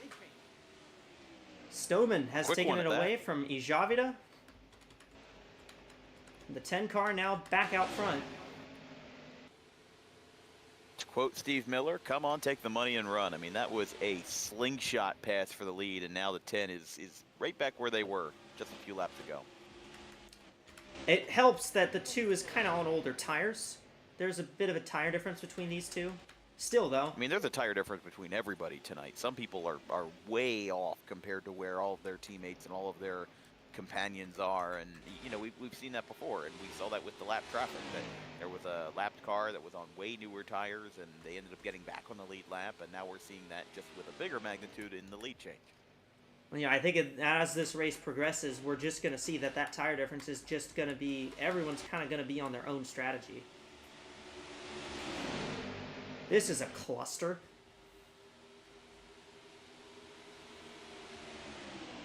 Big one at that. Yeah. There's Nine Hills back in this. You got Shantaze. You got Alicia Byrne, Yanaga. Nika Gennaro's up here, sitting in the ninth spot, actually. She's looking pretty solid right now. There's Perry Alacantes in 5th. Goes to show how far separated this field is that cluster we were talking about included the 60, the pole sitter tonight that we haven't really touched on too much, but AWSCO, it was, well, Rashi and Ellie really, again, they talked about it at extensive length in the pregame, pre-race show, that the 2 front row sitters for this race are not exactly contenders in this AWSCO series. And the way that we saw it was that, well, with Wesco, she's held her own tonight. She is right now in the 9th position, but in that pack, there's still more than 17 seconds behind the leader, completely on the opposite side of the racetrack, and we've only got a handful of cars on the lead lap. So that goes to show how a long green flag run really makes a difference in who's going to contend and who's going to pretend tonight. There's still 18 cars on the lead lap. I don't think that's a particularly bad mark by any means. It's not, but it's less than half the field. Yeah. Especially for how this is. You know, if we get a yellow, that's definitely going to change things. Oh, absolutely. Yellow will change things because it'll bring some drivers back onto the lead lap, too, because of the free pass and the wave rounds. It's down to 17 on the lead lap now. Wangayo has just dropped back behind the 10.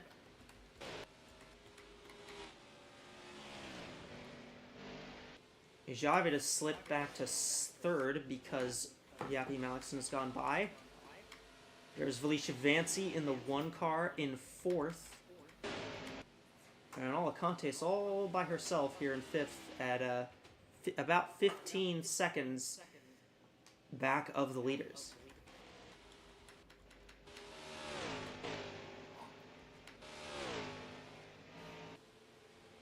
Still, the 23 is kind of keeping with the 10 even while being this far back. It's impressive stuff. I mean, again, this pace that we've seen from the contenders tonight, there is a reason why Perry Alicante, excuse me, is in 3rd in points, and we're seeing why Malixon is 2nd in points. We're just seeing very solid driving, very skillful driving at a track that requires skill and at a track that requires concentration and focus. And we're seeing that in its fullest display, where strategy is going to reign supreme over chaos, where next week that ethos is going to be turned on its head, where at Pensacola it's pedal to the metal, off the wall style fun, and there certainly is a market for that kind of race fan. But tonight, it's about the race fan that really enjoys watching a race that is determined by skill and not about who's just going to be the car that survives at the checkered flag. Oh, absolutely. And as well, with Pensacola being next week, that's our first super speedway since the season opener at Daytona.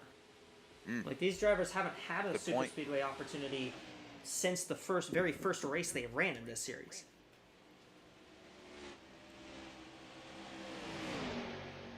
Speaking of Daytona, that was where Halis Jukovic won, as well as last week in Richmond. She actually had 27 races between her 2 wins. Long time, but a long wait that I'm sure is nice to get off that back. Yeah.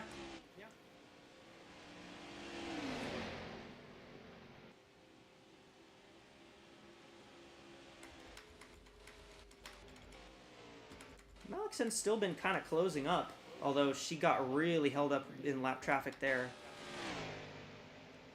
But now is kind of going to be when we're going to start to see that that script is going to flip again here with cars that come in looking for fresh tires, trying to take it away from the leaders.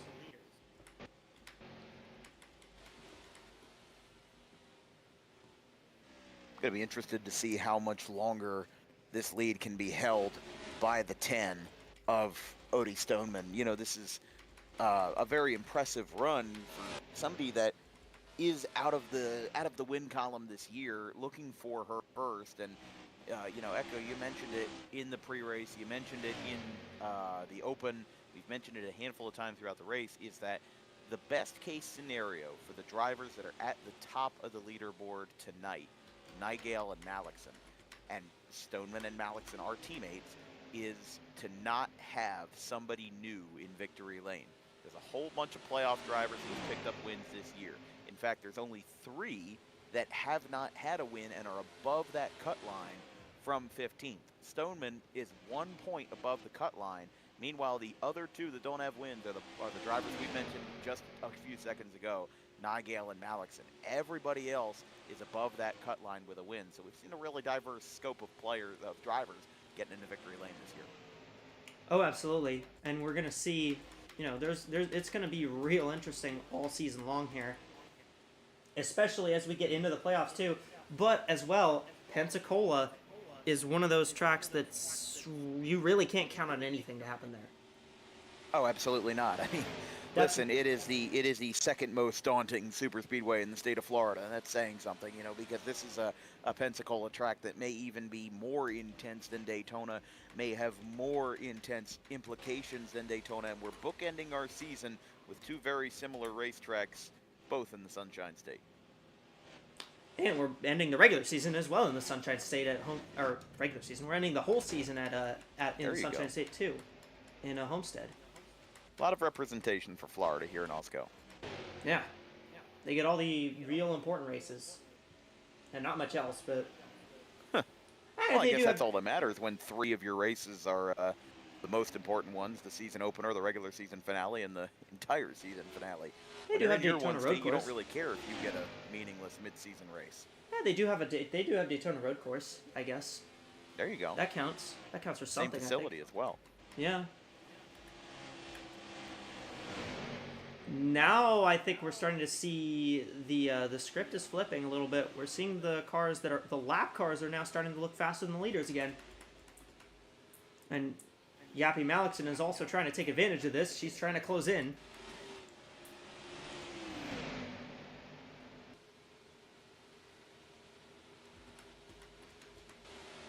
She's gained a decent bit of time on the 10 car here, though.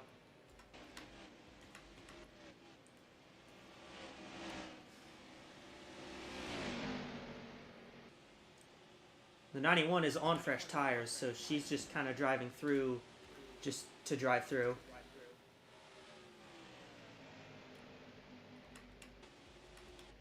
.57 the gap now between the two leaders. Valicia Vancy has actually gone past Ijavida. Now Alacantes is looking to try and take 4th away. How about Lily Talberson in the 39? We have not said much about her today, but she's up here in the top 10 right now. One car of Vancy's pitting. And look, the 23 is right on the 10 now. And in fact, held up a little bit by Laurie Schliesenbach as well. We may see a change for the lead. Here comes the 23 to the outside. There she goes. Slingshot. And I think she's got it. Yes, she does. New leader out front, and it's Yappy Malikson, and this time she's going to do it by passing the 10 on the racetrack instead of in pit road. Oh, almost contact there with the, I believe that was the 6, that was the 6 who were inside. Yes. McJasmine almost touched fenders there a little bit. Got a little bit too risky, but ends up avoiding any trouble. Yeah, not too terrible. Could be a lot worse. Yeah, given the circumstances, the fact that she was able to get out of that and now has, you know, green grass in front of her. I should say green grass, but you know what I'm saying, gray asphalt in front of her. There we go. She's got a wide open track in front of her now that she's gotten in front of the lapped cars that were a nuisance for her before. Now she can focus on what actually matters, and that's leading laps here at the 23. And she, you know, obviously Malikson yet to win this season, but still she's one of those cars that's been in a really, really good position all season long. She's run really well in almost all her races, just hasn't really been able to finish in a victory lane. There are a couple of races very recently, too, where Malikson was running well and she just had something go wrong. Had an engine failure pretty close to the lead from Iowa. Same at Botegi, actually. And Iowa's another track that has a very abrasive track surface, even though it's a lot more uniform, like a lot of short tracks. You know, it can be compared to a lot of things, like a Richmond or something like that. But Iowa is another one of those tracks where you have to be very conscientious of your abilities as a driver and also of your tire wear, because if you run into some trouble, you're going to run into a lot of trouble very quickly. Okay, the two just came out of pit road. Not tremendously surprising. Again, the fuel window is about 70 laps here, so those cars we do remember the two pitting about 20 laps early-ish, so that checks out for where she's coming in. And you know, I remember you said in the open that we had a 131 lap green flag 101. run. Well, 101, excuse me. Well, we had a yellow on lap 8, and we've been golden since then. So we went back on lap 12, and now we had an even longer green flag run now, which right now is sitting at 100 and I believe 818 laps. It's been a long green flag run in which we've seen nearly 2 full green flag cycles. The strategy of these drivers and these teams is being put to the limit tonight. Hey, that's something, you know, that's something that I think everyone likes to see. Long green flag, lots of green flag racing. It's really interesting how this race is shaping itself out. And that 23 looks really fast. Look at the lead she's put on the 10. Almost 6 seconds now. Now, granted, the 10 did have a little trouble getting through some lap traffic, but still, what a big lead the 23's put on, well, everybody else here. Another car got up into the wall there, 32. Oof, be Raritan. careful. Be careful. Ooh. Yeah, we're good. Barely, but they are good. Almost got squeezed like a lemon. We're actually catching up to parts of the top 10 that might be put a lap down here. Yeah, gotta imagine 13 of Wooderton and the 52 of Cole. New Jersey product. Probably going to be in a bit of a gamble here, and a bit of a predicament. And that is the last car on the lead lap, then the 52 Yes. of Rachel Cole. And 96 drove her way back onto the lead lap right there. Yeah, that 23 got jammed on the bottom. Just didn't really get any chance to get in there. 3 wide at Darlington is almost like a death sentence if you don't play your cards right. And now look at the 2 of Isavita coming right up and probably going to get her way back up there. Hey, if you want to feel horrified, they went 4 wide in turn 2 yesterday. Oh, It did not end very well. I would put my money to say that I would expect that to not end well.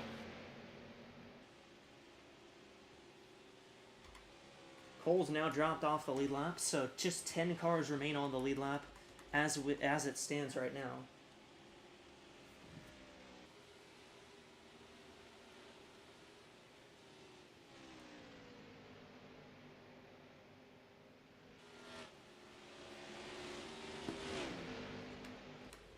Yeah, I think now it starts to stand to reckon that we may expect more pit stops soon.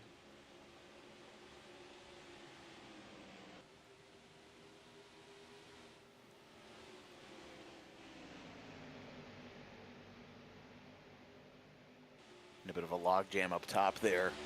Gabrielle leading the way. Yep, Gabriella's kind of off the pace a little bit. I think she might be coming to pit road here. Yes, she is. Yeah, what position is the 20 in right now? Because that's the hometown girl. She's 22nd. Well, she was 22nd last time by the line, but obviously that's changed That'll drop now. off a little bit more significantly here. 9 cars on pit road again. I think they're doing more damage repair. Again, remember, she spun down the back. She got spun down the back straightaway, but it didn't bring out a caution, so. You know, Alexson had opened up a pretty big gap, but Stoneman's trimmed it back down. It's 3.2 seconds now. It was about 5.7 earlier, so. Obviously, I know part of that is lap traffic, but I don't think the 23 was really that much faster than the 10.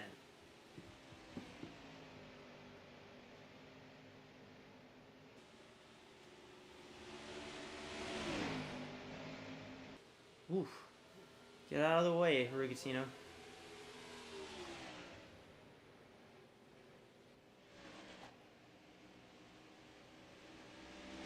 And Alexson now starting to catching these cars on the lead lap and trying to put them a lap down is kind of hurting her, I think.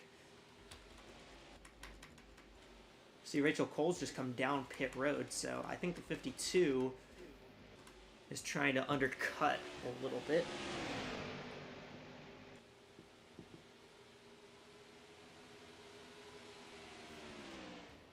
Still 2.5 seconds between the 23 and the 10 as it stands, nearing the halfway mark.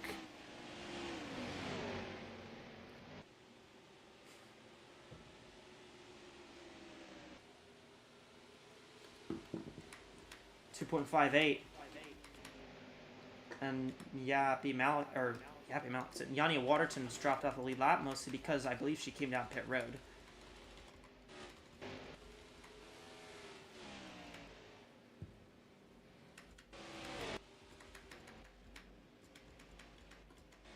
So what? Malikson 2.3 seconds out in front, and now we're starting to see. I think Angel Rugatino has actually been holding off the 23 quite well for being the last car on the lead lap. She's not giving it up. Yeah, Rugatino has kind of been aided a little bit by the 8 of Schliesenbach, and right now, I mean, you're seeing 3 cars right there, all in tandem in front of the 23, the 96 to 8 and the 32, and that last car is Cindy Rariston. And you still got that back and forth there with the 23 and the 10, although a couple laps ago it was a 2.5 second lead, and now in part due to that, it's a 1.5 second lead. And now it's not even that, it's 1 second. Almost flat on the dot. Getting cut down even further. You know, the 6 of Jamie McJasmine is 8 laps down and continues to fall further laps down, but she's just trying to finish the race. Yeah, moral victory is not as nice as the victory lane victory, but it's better something. than a DNF. I mean, you get more points.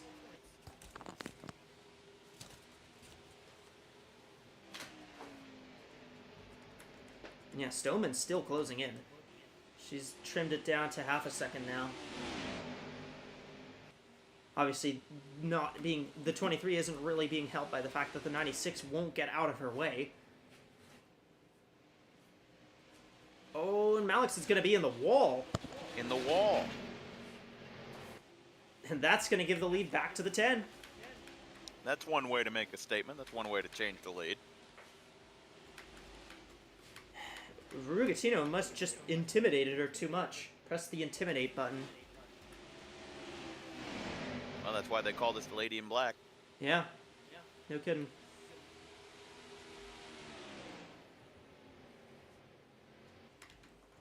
Talked about moral victories. That's a moral victory for the 96 of Angeli Rugatino, excuse me. Just being able to literally intimidate the leader to where you stay on the lead lap and another car takes the lead in the 10. So it's quite an interesting move there. It's been a red racing domination in this one. We've seen Chevys out front the whole time. Is the 96 pitting? Yes, the 96 is pitting. I guess you could say she already won the battle by forcing the 23 out of the lead. She's like, all right, well, I could just wait for this to happen, and then I'll go to pit lane. 23's on pit road as well. I'll let these guys figure it out later. 23's on pit road as well. Again, I think the 23 pitting now is actually a good move. I would have pitted as soon as I got in the wall there, to be honest, but that's a fair move as well.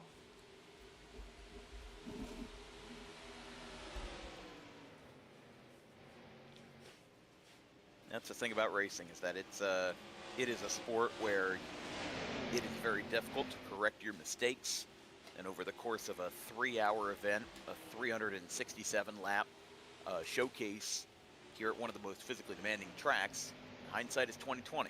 Yeah, we could have done this, but can't really talk about too much about hypotheticals. Just have to talk about what is happening here in the now and what is going to happen in the future, as opposed to what's already happened. You can't turn the cockpit, can't turn the clock back.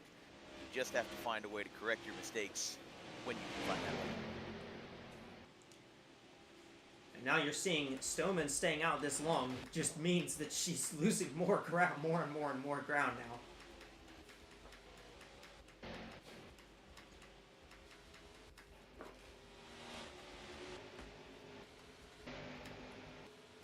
And I think, interestingly enough, this is probably going to end up benefiting the 23 if the 10 continues to stay out like this. Yeah, the 10 was in that bit of a funk there, and now getting a couple cars to pass her by. But again, that's that difference in tire strategy that's really making the difference here. Yep.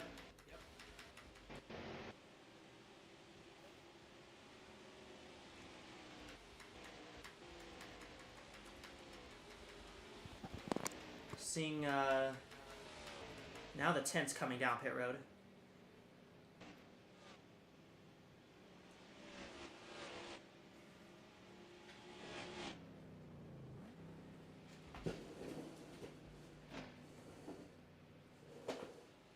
So, that, I think we'll transfer the lead to the 39 of Lily Talberson now.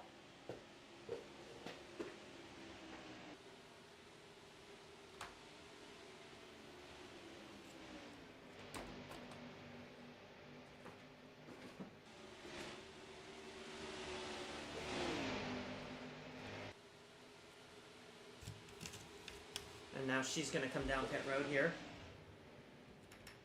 So Gennaro's staying out now, so Gennaro will be the new leader.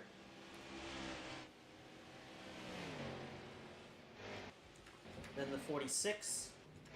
And then I believe it'll end up cycling to the 55 of Bria de Lod.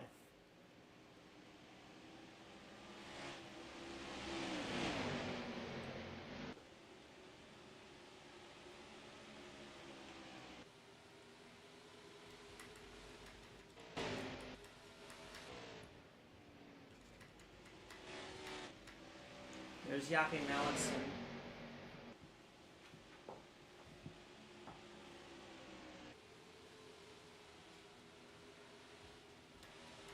Now scored in 9th spot. And Mallinson is scored ahead of Stoneman, so... If you're wondering the benefit from pitting earlier, there it is.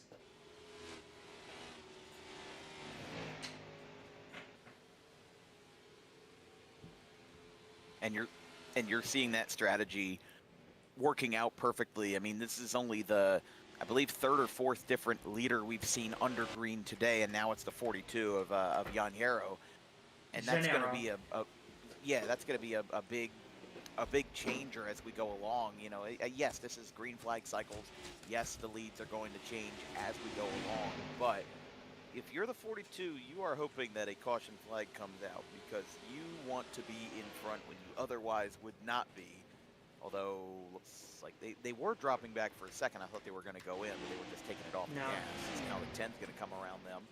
But still, good time to have a good strategy on your hand. 55 is second right now.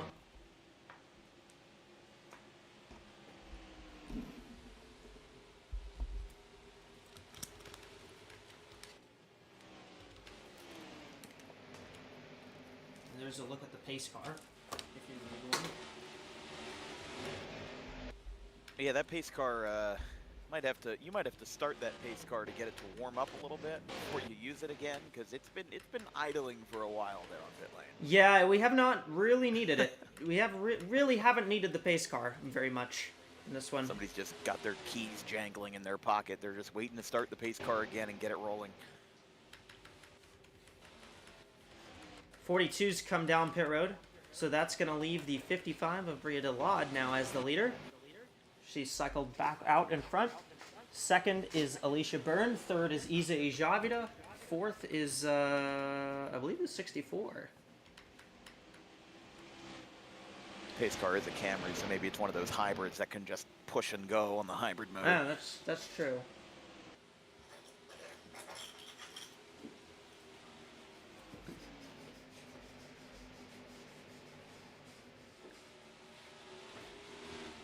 See the 20 car, yeah, 20 of Abriella.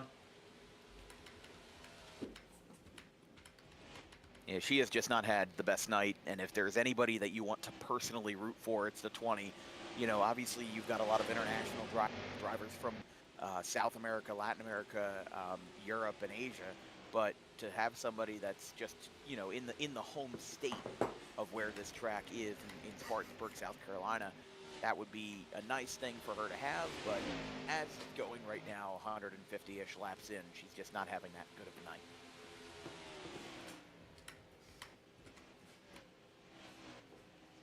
There's Delot out front, but now we're gonna see, you know, this. Remember, Ijavida was very fast on the.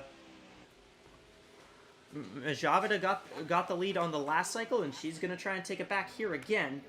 And she's got it now, but Ijavida is not going to be the leader for very long because the 23 is starting to close up on everybody in here. But I do kind of wonder when this strategy will cycle out. Again, we've now gone through 2 full green flag pit cycles on this same run. We've been green for... Well, we got back to green at lap 12. That was a long time ago. So we've been green for 146 laps. Did you think we were going to go green for that long when you stepped in the booth? No chance. 0 chance. I mean, I thought that there was going to be a handful of spins here and there, and maybe there will be later in the race, but I thought that it was going to be, you know, we'd have a couple cars here, a couple cars there. Maybe I'm used to Darlington being a lot more high-powered, but this seems tame. I mean, there's a lot of drivers that are playing it safe and maybe I'm used to series and in the esports world that don't have the same number of sane minds. You know, like this is just something where these drivers are very smart, they're very skilled, and they're finding a way to race competitively and with a little bit of contact, but without getting each other in trouble. Yeah, I'm actually a little more impressed that we've gone green for even longer than we did in the Continental race. By a long margin, too. By a Almost long 50 margin. more laps than that run. Yeah.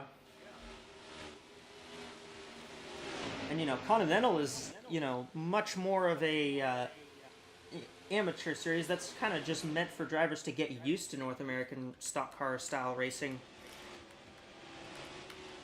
These drivers have a lot of experience already. They already kind of know what they're doing, and I guess it's not too surprising to see that they've been green for this long, but I didn't think we'd upset the Continental race, but we did.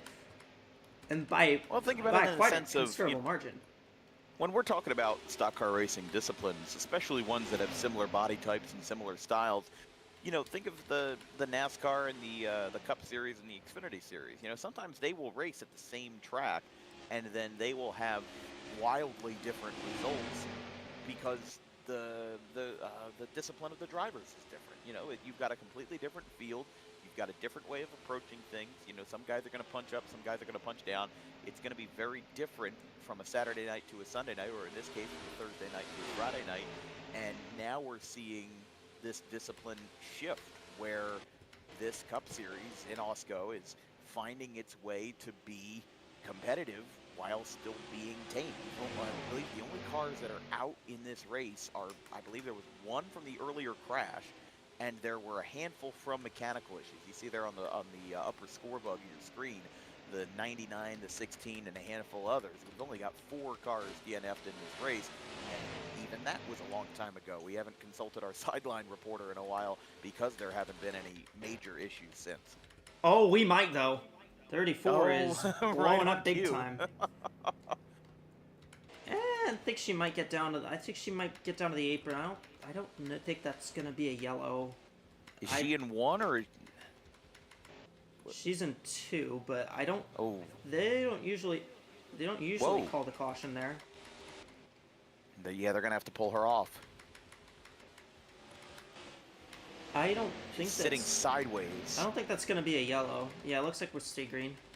Yeah, they'll just have to pull her to the infield and then get her into pit Yep. lane the opposite way. Looks like she's good though. Well, for Mika Harina, who had a couple wins back to back earlier in the season, not gonna have a glorious day here in the Southern 500, but Yeah, Harina, as you mentioned, another driver that isn't up front all the time, but when she is, she can sometimes find herself in victory lane. She has 6 top 10s, but also 6 top 5s. So if she is finishing up front, she's got 2 wins as well. If she is up front, she is either at the front or very close to the front. She is not a lingerer, let's just say that. and hey, she had that really emotional win back at her home track in Motegi. When we went to Japan, the Japanese driver won. That was huge. Meanwhile, we may have a change for the lead because here comes the 23, closing up on the 2 once again.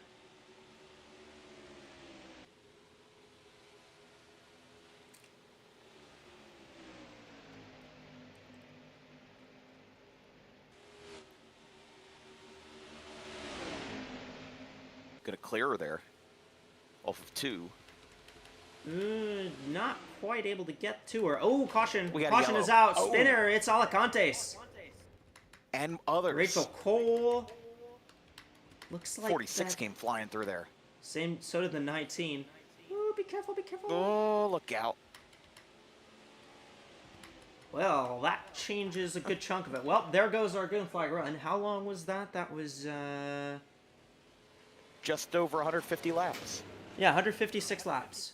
Oh, the Oh. 52 just ran into the 23. Oh my goodness. What are they doing? Got to use your head.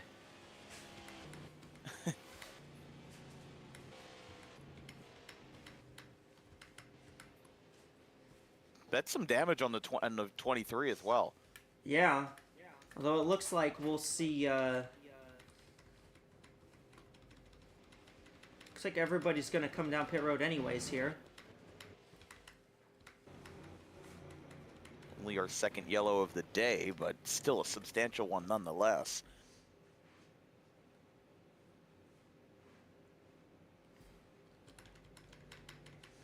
Yellow number 2.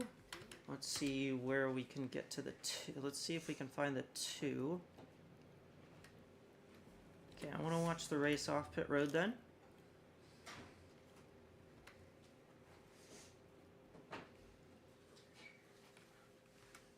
'39 car of Lily Talberson will be the free pass car. Where is she? There she is. There, you can go around. If you want to. Don't feel pressured. 2 car will win the race out. Looks like the 1 will be second. 55, 10, 26, 91, 38, 23. Looks like she's going to spend a little bit extra time on pit road.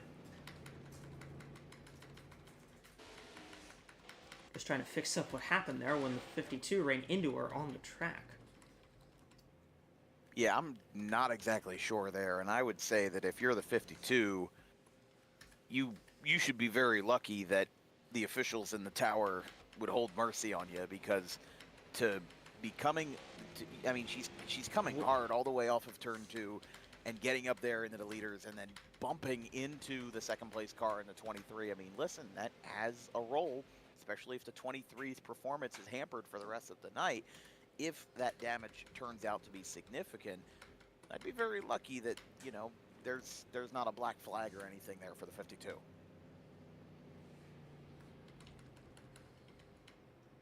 The 92 of Michele Yatica, I believe, is going to stay out here and try and get a lap back on a wave run.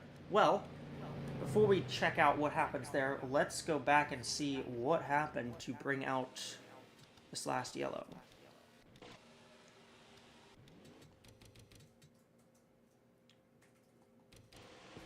So Piers, oh, ew.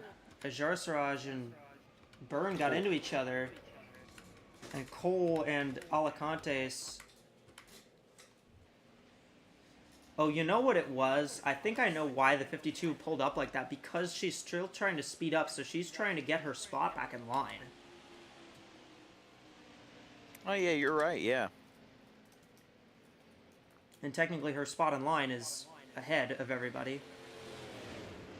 Still, I mean, she is carrying a big load of speed off of that corner. I'm not sure why the 23 was that low, but at the same time, the 52, I'd say, is more at fault there. Yeah, it's imperfect by both, but definitely 52 needed to slow down a little bit coming off the corner.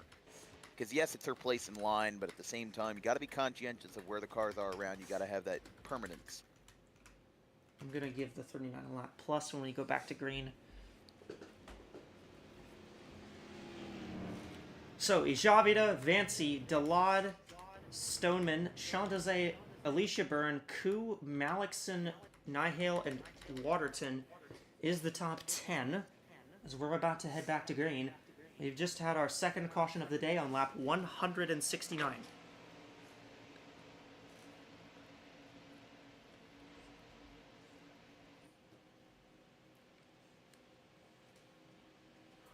And if we have another run as long as the one that we had under our last green flag run, that would bring us almost to the end of the race. Bring us to lap 322, which would leave about 40 laps on the end of the day.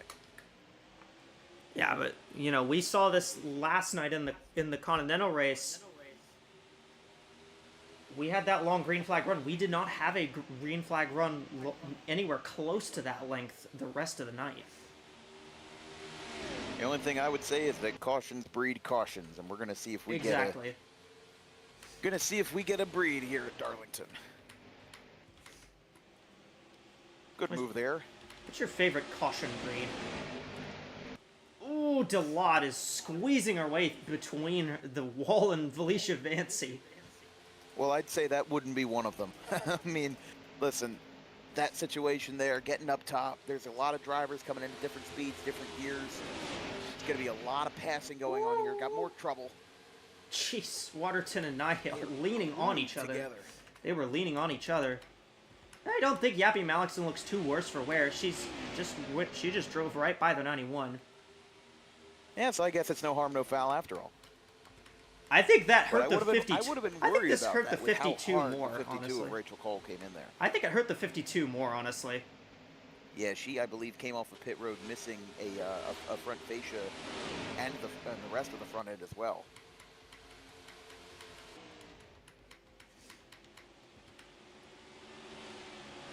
So Isa Ijavida now on equal tires with everybody out front. First time she's really been out front on equal tires, so with everybody on these equal tires, we're going to see how that kind of plays itself out. See Yappy Malixon making the move on Sophie Chantazé up into 5th spot.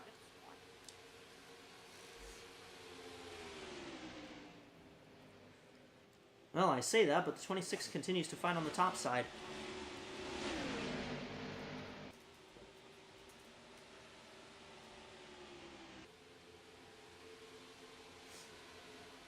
Russia, what do you got on Harita?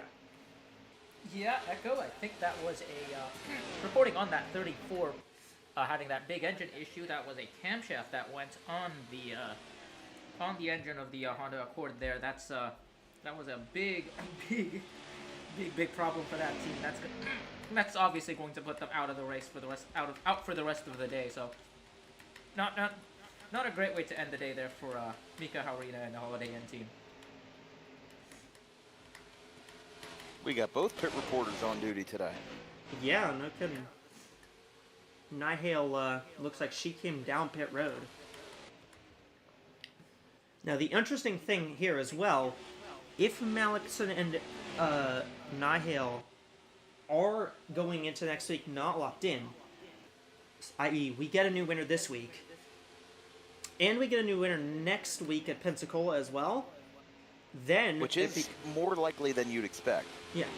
Then it would come down to between the 23 and the 64 on points. Intriguing. It's going to be a good battle. However, again, that's if there is a new winner both this week and next week. Yeah, there's a lot of variables still. I mean, even with only 2 races left in the regular season, there is a lot that can change, or we can tap the whiteboard and say that nothing ever happened, because it can be that way. We can have a really boring timeline where nothing of substance really changes, and then we go into the playoffs with a very maybe structured storyline. But I'd say for the fan that enjoys, like, if there was a sickos committee of the AWSCO, a fan would enjoy to see a unique winner this week, a unique winner next week at Pensacola, and have a little bit of chaos mixed in with their playoffs. I think as well, another thing you want to think about here, Continental, we really did have the nothing ever happens moment when Kathy Ableton Perez was able to take the win. It was all drivers at the front of the field that didn't have a win, and except for the 25, and Ableton Perez literally just showed up at the end and stole the win. That's what matters. If you're leading on the last lap, doesn't matter any other lap that you led. It matters even more so to Speedway. We'll see that at Pensacola. Look at Alicia Byrne in the 91.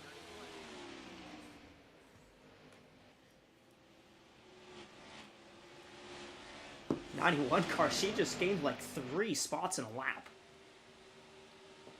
That's that efficiency here. I mean, passing Rasia and Ellie, they mentioned it in pre-race show, that their passing can be a premium here. But if you can get that passing to go your way, it can be worth its weight in gold. And what I mean by that is that, you're not going to pass a whole bunch of cars once we get spread out. But if you can take advantage of this preliminary period, you just got the green flag a few laps ago, now you make your moves and they will pay off their dividends later on in this race if you can hang on to that position.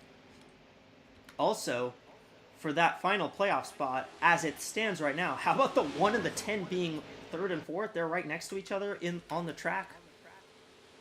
Although probably not for Yeah, very so much both longer. of them are going to have good points days. And that'll again work dividends.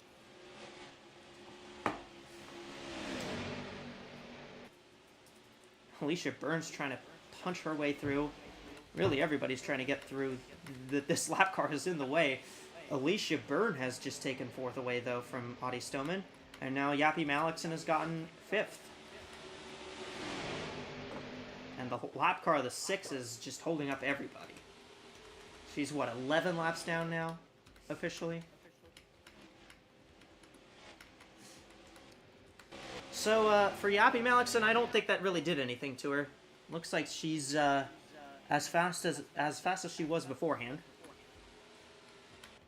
I think that's a bygone tale now. Just gone with the wind. Yep. Javida out front. Bria DeLaude sits back here in 2nd.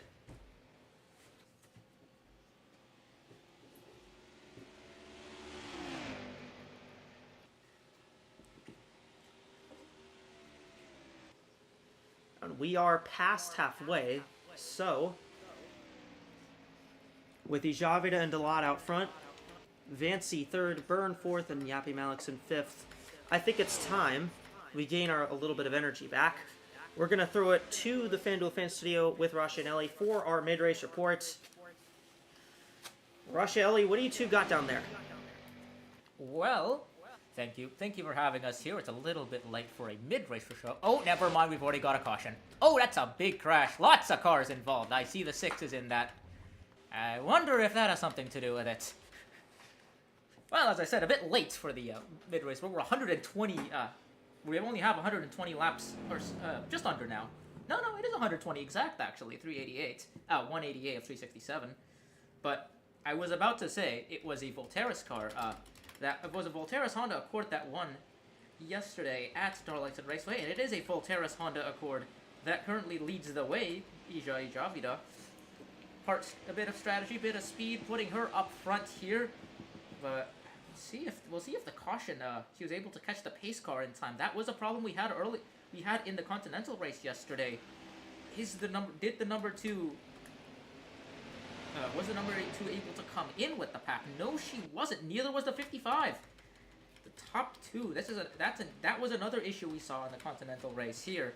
Was depending on the timing of the caution, the leaders might not be able to catch the pace car in time to make it to pit lane with the rest of the lead lap cars. See there, the 55 and 2, they're going to be at a big disadvantage. That's going to put them effectively at the tail end of the lead lap behind everyone here, as we see it's likely going to be either the 1 or 23, I think, that takes the lead out of this. Watching the 23 of Yappy Malikson here right now. Lots of storylines coming up. Lots of storylines coming from this race. Oh, it's gonna be close. Vancy has the advantage by just over a front bumper, I think. 2 and 55 is gonna come in now. That was close.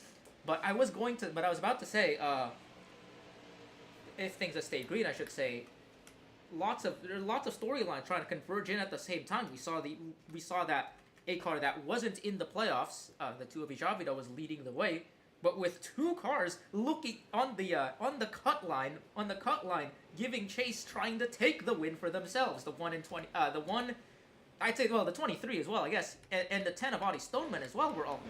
We're all in the top 10, even in the top 5, fighting for trying to get their way to the 2 and 55 in the lead there. But yeah, that's gonna cycle the 1 of Alicia Vancy to the lead, as we'll hopefully get a replay of what happened there in the caution. Pretty eventful stuff to start, I think, as we'll see here.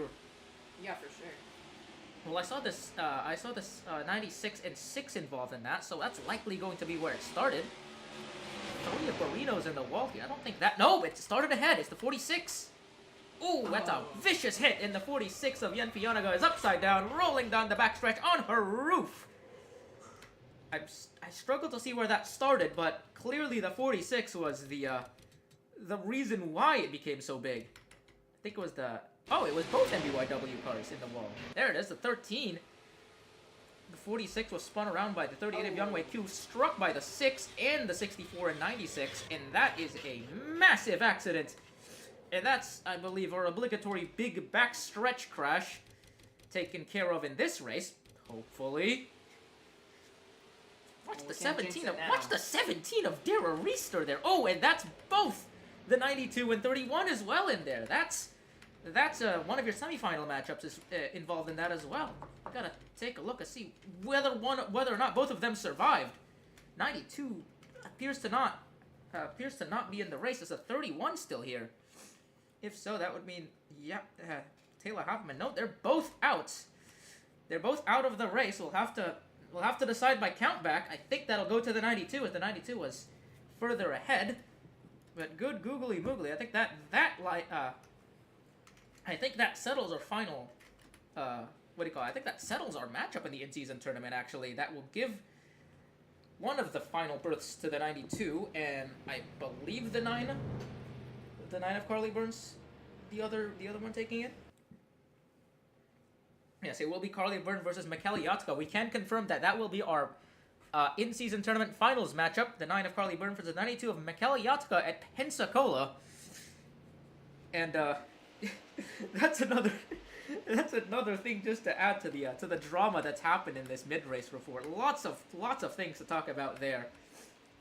But yeah, I haven't left Ellie with much to talk about here. But as we're about to go green here, it's gonna be Vancy and Malton, two drivers who don't have a win yet, and the 26 doesn't have a win. 26.91. First car with a win is the 19 of Arlen Handstrom. So, what do you expect here? Obviously, kind of had a quick flurry of cautions here. 2 cautions within 20 laps or so. Yeah, we were green for so long too. We had one caution early on, and it was just at lap 8 and ended at lap 12, and it was nothing too crazy. And we had green flag pit stops for a while, and now we're back for the mid-race report, and we've had 2 cautions within 20 laps. Some crazy stuff is cooking right now. Watch the 26 of Shantose work in the outside. May have been trying to get around the 23 of Malixon, but the 91 of Alicia Byrne kept on the inside, kind of slowed her up a little bit. Nancy got a good jump. Now the 26 is at the wall. Watch out for that car. See another car. I think that's the 52 of Rachel Cole, who is in the top 10, by the way. That's a car without a front end in the top 10. We gotta what? Oh. We gotta see that car. There she is, the 52 of Rachel. Oh, something's going on there. There's the 52 of Rachel Cole. Was in the top 10. I think she's finally been filtered out now. But somehow that car was in the top 10 in the previous lap. As we're back now watching the one of Alicia Vancy. She got a really good jump. Yeah, really good jump. Kind of driven off a little bit. But now that the rest of the top 5 have kind of organized themselves here, it's just the 23 and 91 kind of in formation running. Never mind, 91 of Burns going to try to look to the inside. Is she going to be able to get it, though? Not unless the 23 hits the wall. Yeah. Doesn't look like she got it. Not quite, yeah. The 91's going to be under threat from the 19 of Arlen Handstrom now. As we'll cycle the camera over. There's the 2 and the 55, actually. We'll keep an eye on those 2 as well. Byrne has lost the spot. Yeah, Byrne has lost the spot to the, the 19 of Arlen Handstrom. That's her teammate. We'll see this top 5 battle now developing here. The 26 of Shanse is holding up a lot of cars as well. That's the 10, 38, 39, 13, 55. That's basically the rest of the top 10 right there. The good thing for Ijavida and Delot is that they're not that far off on the lead lap because there's so few cars. On the lead lap? Yeah. Yeah. They're 10th and 11th, I think. Still watching the 91 of Alicia Byrne here.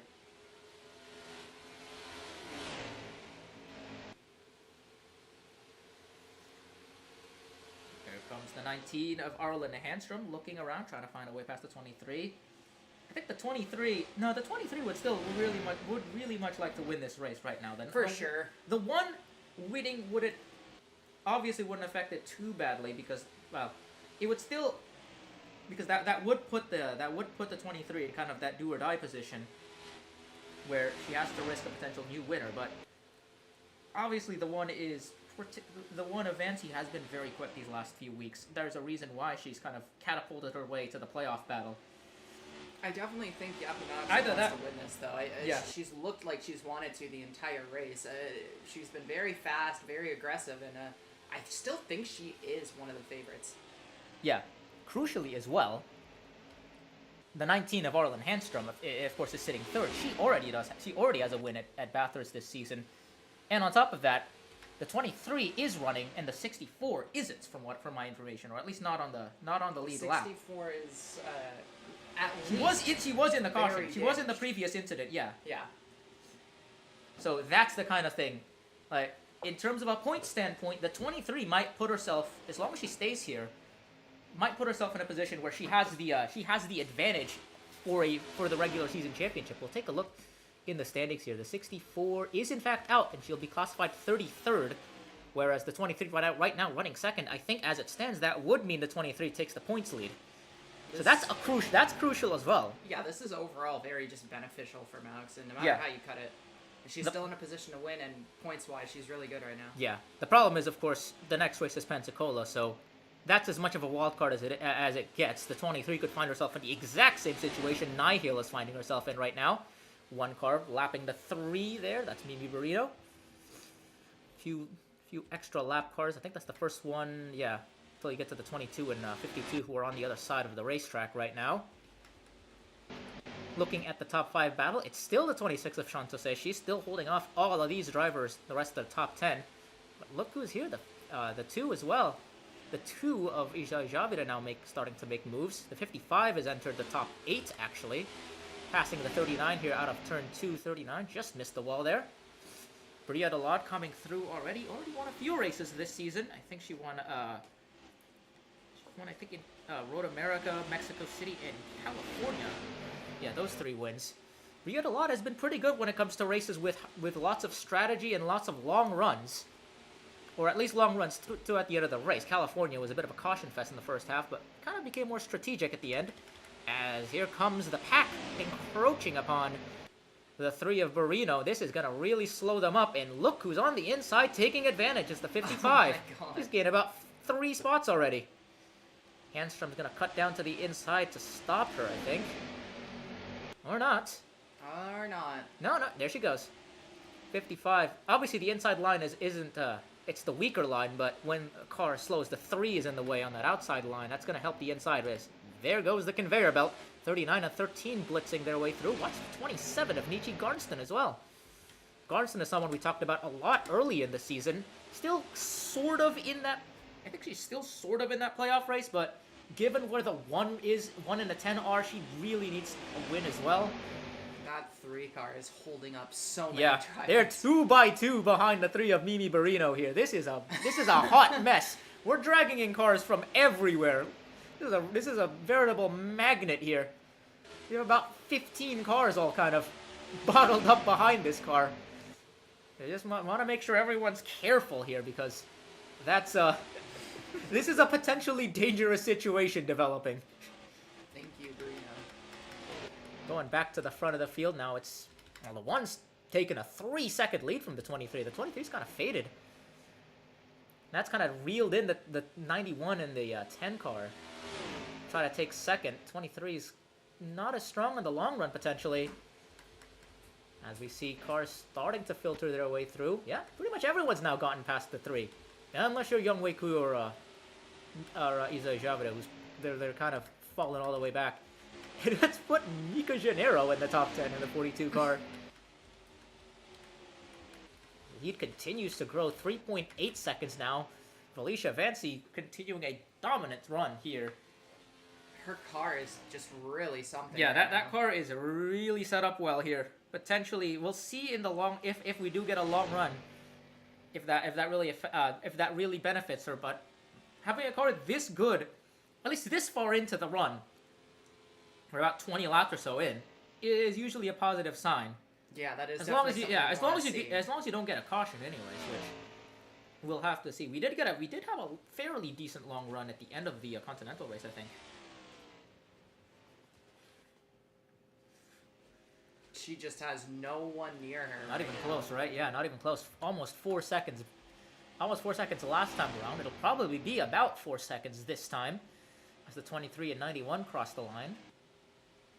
And yep, 4.25. That's another that's another almost 3/10 pulled away. So yeah, that one is much faster than the 23. But from a strategic standpoint, the two already leveraged that undercut. Obviously, the caution coming out, I think, helped. But now she's found herself at the back of the field again. What do you think? From a strategy standpoint, do you try to run it back maybe as a, if you're a Javira, try to catch a long green flag run, kind of make sure make sure that you kind of find yourself at the front of the field at the end, and hope that a caution doesn't come out that kind of puts you down. Ooh, careful now. Speaking of caution, someone's trying to cause one. Yeah. Anyway, I think right now what the 2 is kind of hoping for or trying to do is she's only thing she can really do right now is I hear something. Someone is 15. Yeah, 15 the there. 15 scraped the wall hard, I think. She's really slow. Oh my god. Well, it's good she's not behind there for her. Yeah. What she doesn't want to do is get stuck behind somebody again. She's going to want to have a green flag run where she just doesn't get stuck behind somebody. And in the back of her mind, we all know she's hoping for a caution. See if she Although I say that, I don't know if anyone's gonna have anything for the 1 if we don't get a caution, because now the gap is over 5 seconds. 5 seconds, yeah. In the time we've taken to And if I'm to Alex, speak about this. At this point, I would want to pit and see what's up, because she was a lot faster earlier and she is not so hot right now. And whether it's tires or something else mechanical, we just have no idea right now, and it's just not looking great for her. With a 5-second difference. Yeah, we'll check on these lap times here. The one advance, he had a 29.3, 29.6. Yeah, 3/10 slower consistently for the 23. And nobody's able to pass, so it doesn't really matter what the other 3 right now are doing. 5.5 seconds out. Nobody's able to pass because Malexon is really good at blocking, but that's not really benefiting her right now. All it's doing is just keeping her in second. Keeping her in second, yeah, while the 1 pulls away. And with this in mind, I mean, with the fan pick segment coming up, now what do you do? Because the 1 feels like the obvious pick here, but it also feels like a trap as there. It feels like a trap because, well, as soon as a caution comes out, it's like over for her, right? Because anybody can and knowing this track, that's going to lead to, well, the same thing to what happened to Lexi Rockwood yesterday. She had the exact same thing happen where she was pulling off into the sunset. A caution came out, shuffled her to the back, and she just kind of never really recovered from that. Yeah. As they lap the 3 of Mimi Barino again. Get ready, everyone, in this pack. Get ready, everyone, in the lead lap, because we're about to hurdle past this car again. Now, I'm going to go out and say, I think who's going to benefit from, well, whenever the next caution is, because there's probably going to be another. It's Darlington. I think it's going to be the 10, right? I think 10? she's going to... Yeah, Audie Stoneman. She was running really great early on, and even in the middle of the race. I think for her, what's going to happen is she's going to get good position in the pits, and she's going to come out pretty decently, and she's just going to benefit from that again. I'm not sure if it's going to be Malexon because her car just doesn't look too hot right now. Yeah, unless something really changes in the pits. She's in the wall now. She's in the wall. Like, I think she's pushing a little bit hard. Yeah, she's trying. That's crucially gonna put the 10 ahead. The 10 is already flying past her. Look, look how far she's gotten past the 23. That is already a pretty significant. That's already about half a second ahead. I think we get to have some fun here because we have a car clear of traffic.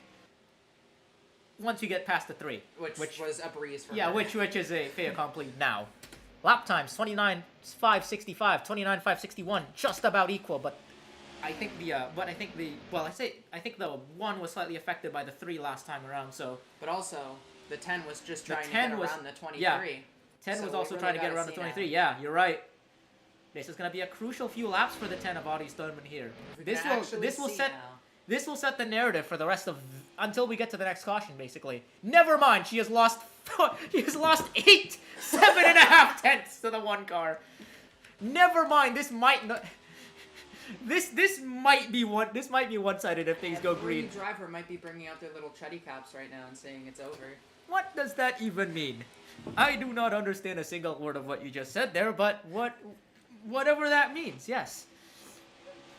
But yeah, 10 of Audie Stoneman's probably quite quick. whether or not she's actually faster than the one. Oh, she gained 3/10 that time. There so we go. It might just have to be a back and forth with dealing with the lap traffic here. You mentioned the 10. 10's running well. I guess I'll go with the 1 of Felicia Vancy here. Felicia Vancy right now, I mean, that car, not enough superlatives, I think, to describe the way that car is handling right now. It's Right, she's handling so well. It's, she's handling it insane. she's handling it really well. This obviously is, how do I say this? What do you call it? Contingent on this race going green for the rest of the way, which is always a risk here at Darlington, but a 6.5 second advantage at the very least right now is nothing to scoff at Darlington. And with the way strategies work at this track, you would have to royally mess up to burn off 7 seconds of a lead in a pit cycle. I'm not saying it's impossible, but with the way strategies work here, the 10 would have to take a mighty risk by taking a massive undercut, and the 1 would just have to not respond, basically, for that gap to really be flattened out. Of course, if a caution comes out, everything all of what I've just said will just become irrelevant, and the 1 might as well be a sitting duck, but the 10 might have something here. The 10 might have something here, and my thing is, I'm not necessarily saying the 1 is actually going to even do Watch the gap, horrible in a caution. clawed back another 4/10. Yeah, the 10 has some momentum here. And, yeah, but obviously the 1's kind of dealing with traffic right now, so there's a few caveats to talk about, Yeah. but maybe the 10 does have something. But the thing is here is, even if we do get a caution, I don't think the 1 is completely out of contention. It'll depend on whether or not the 1 gets screwed on the timing of the caution. Right. That's basically it. That's basically, and it's Darlington. You never know. You never know when that caution's going to come. It could be at a horrible timing. Speaking of, one final level before we throw things back to the booth here. The 55 of Bria Delade has actually made her way up to 5th. I mean, she was the unlucky recipient of that, alongside the 2 of Javida in the last caution, and she's managed to claw her way back up to 5th now, holding steady about 10 seconds back to 23. You can see just how much the 23 is struggling for long run pace here. We might have to look into that car because it is not performing well at all. Yeah, her car just might not be Bria made for long runs. But Bria Delade is doing fairly well here, clawing back that gap. Clawed She's 4/10 always been- back on the Oh, leader wow. that time. Look But at she's the now 10. stuck behind the 23. But the 10 is also clawing that gap back. So, intriguing stuff here as we'll hand things over for the booth, back to the booth for the rest of the race. Still a lot of racing left to go here at Darlington. The Mountain Dew Southern 500 is there's lots of racing left here in the Mountain Dew Southern 500, so stay tuned in because anything can happen at Darlington, and given that this is AWSCO, anything tends to happen here at this in this series. And Dan, you have a FanDuel fan pick here for us tonight? Well, I was going to say that especially when we were talking about this, this AWSCO series, anything that can happen will happen, and that's why I think that I'm actually going to go with a bit of an antithesis, and I'm going to go with a safe pick. I'm going to say Odie Stoneman. Yes, the 1 is leading. Yes, the 1 is leading by a lot, but that lead has been fading, and she has been the best car tonight. She has been up front, she has been ready to go, she has been consistent, and she has not made a lot of mistakes. The 23 had a mistake happen to her. That's not really her fault, but the 10 has had the best luck, has had the best consistency, and has had the best drive. She's had some of the most consistent lap times tonight, and just there, and she didn't cut off any time, but she still made up a lot of gap on the number 1 of Felicia Vancy. So I think that the 10 is going to come back. I think she's going to find her way into the lead, and in these last 100 laps, she's going to win this race. I'm going to go with a bit of an outlier pick. I'm going to take Bria Delade on the 55. She has 3 wins this season, looking for a 4th win.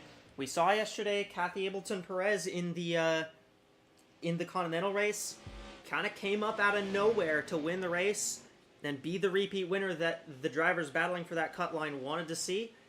I think Bria Delade does the same thing here. I don't think she's going to show up for a little bit, not at the front for a little bit, but she's going to take advantage eventually late in the run, and I think Bria Delade's going to be the one you want to watch as to who's going to compete for the win. Well, Bria Delade does drive the UPS car, so I would say I want to drive the truck to victory lane. As here in Darlington, she has had a season that has been quite interesting. She's had 3 wins, 7 top 5s, and 8 top 10s. We've seen a couple of those drivers that I've mentioned in this broadcast where if they are up front, they are in the front. They're either in victory lane or they're in the top 5. There's not a lot of drivers that have been lingering around that 6 to 10 position. We have seen some drivers that have done that a lot. For example, the Hanstrom or Jukovic, and even honestly the Andrea Davidson in the 22 rather. She has 5 top 5s and 12 top 10s. So there are drivers that are going to be represented on both ends of the spectrum. But DeLaw's another driver that's either in victory lane or she is far away from it. Rasha, you got something on Audie Stoneman? Yeah, as we watch the 10 of Audie Stoneman here negotiate the 52 of Rachel Cole, the word from the pit box of that 10 team right now is all or nothing. Give it everything you've got because this might be this team's best chance of taking home a win here. Lost a few tenths trying to get past the 52 of Rachel Cole there, but that gap was under 3 seconds not too long ago. So that 10 of Audie Stoneman is giving it everything she's got, trying to make a dash for the lead here. Try to get to the 1 of Alicia Vancy. Back to you. That's another thing you gotta watch for between Stoneman and Vancy. Not only are these two battling for the win in this race, they're also right next to each other in the points. They're only split by 1 point. Audie Stoneman is trying to hold on to stay in the playoffs. Vancy is trying to get back in.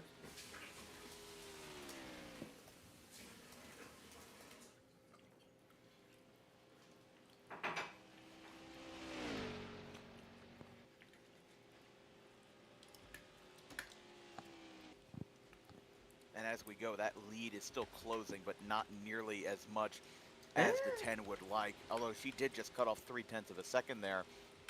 It's inconsistent. There were some times where Stoneman is getting, maybe a couple hundredths of a second, but now you can see, you just saw that off of our camera angle at the exit of turn 2. There is nothing but daylight ahead of the 10 and ahead of the 1. There's really not a lot of lap traffic ahead of the 1. There's no lap traffic ahead of the 10. It's just going to be a 2-girl battle, and we'll have to see who gets the battle at the end of the day, and we still got a long ways to go. But right now, the 10 and the 1 are going to be the ones that everybody's going to have their binoculars on. Well, Audie Stoneman has looked like the best driver all night. And that's not just because she's running fast right now. It's because she's just been fast all night. She's led so many laps, and I think that the 10 has been the car that's been the most consistently up at the front. However, I also want to kind of look back at these cars as well. There's where Bria DeLotte is. There's where Ellen Henstrom. You see Alicia Byrne here. There's a big chunk of Fords here. It's 4 Fords in the top 5 right now. The only one that's not a Ford is Stoneman's in the Chevy in the 10.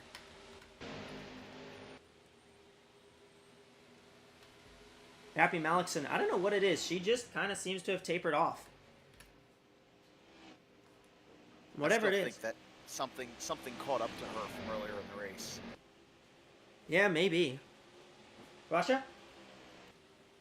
Yeah, well, Echo, another car here has just pulled in with a big engine problem. The 38 of Youngway 2 has pulled into the garage here, and they had a big engine problem. I think that's gonna be them done for the day. They're suspecting right now as they're looking at the engine, suspecting that the header may have gone on that car.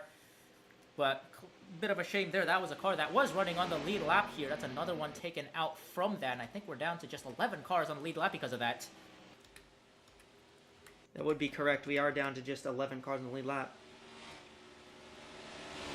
Well, I would say if it's a header problem, they don't need to get very far into the teardown to see what the issue is, especially if it's that prevalent. I mean, sure, if there's some engine issues that are a little bit deeper, you might need to dig in that engine a little bit more in the garage. But really, if there's a header problem, all you got to do is lift up that hood and you can hopefully see what's wrong with that car. That's the 38 of Hyungway Koo of Gulf Racing, the Chevrolet. Yeah, unfortunate for her as well. You know, her teammate was on the pole, but unfortunately for Gulf Racing, neither of their cars are going to finish this race. And that's a pretty tough blow because this looked like a race where they both had a pretty good chance. They both looked very fast in this one, and they're not going to have anything to show for it. One thing that I'll say is interesting as well, we didn't really get a chance to see where those two front row pole sitters were at the beginning of the race. AWSCO, you made a big point about her earlier in today, and as the race was just developing, about the fact that it was an unlikely front row. AWSCO 26th in points, and then De'Ara Reister 40th in points. Now, she actually missed 2 races earlier in the year and was replaced by Eliza Evergreen for 2 events for Ozark Motorsports, but she sits almost at the bottom of the full season standing. She is 40th. So those 2 drivers, they had an early impact, but right now, this has paved the way for a chase-friendly front half of the field. Yeah, absolutely. I mean, we're seeing the drivers who we expected to contend are the drivers who we expect to contend every week are the drivers that are contending this week. It's a 22 proven is race. running up in the wall. If you are in the top of the standings, if you're at the top of the table, then this is your week to prove why you deserve to be there, and pretty much everybody's passing that test right now. Yeah, absolutely. And you know, Valicia Vancy, who had some really strong runs at this during not only the in-season tournament seeding races, but also a little afterwards too, had 3 consecutive top 10s. Andrea Davison right now in the 22 car is literally on a streak of 6 consecutive top 10s. Although I'm not sure the 22 is going to be able to continue that this week, considering she's 8 laps down. You'd have to get a miracle for that one.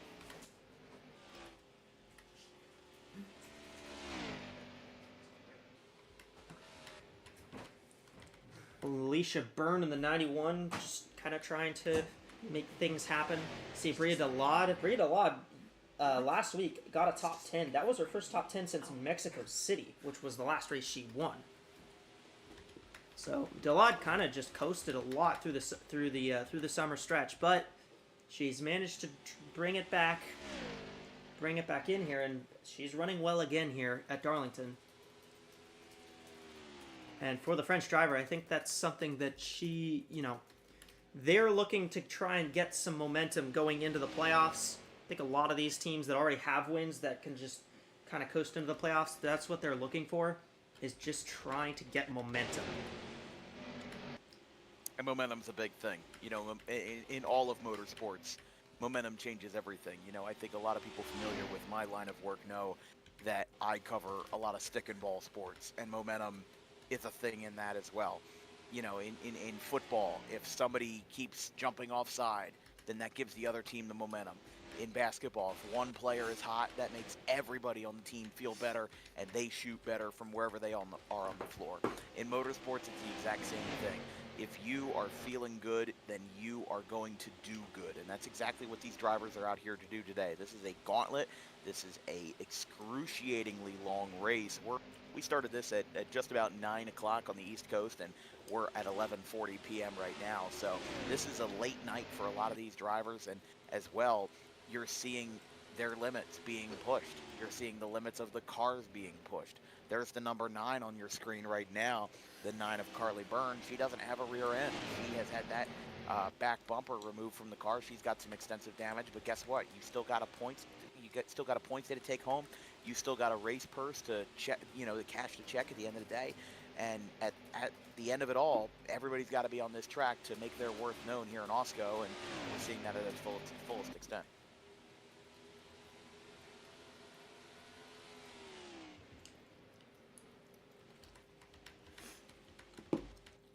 Bria DeLaude has kind of trimmed the gap a little bit, down to 9.2 seconds from third to first. Adi Stoneman and Valancy have been pretty stable. The gap hasn't moved very much, which is kind of in sharp contrast to how much the 10 was closing the gap earlier. She brought it down from about 7 seconds all the way down to 3 seconds, but it hasn't really moved that much now. We're seeing kind of the whole front end of the field is really just spreading out again, and that's just how this track runs. It's just very, very conducive to cars that just spreading out and getting all over the place here.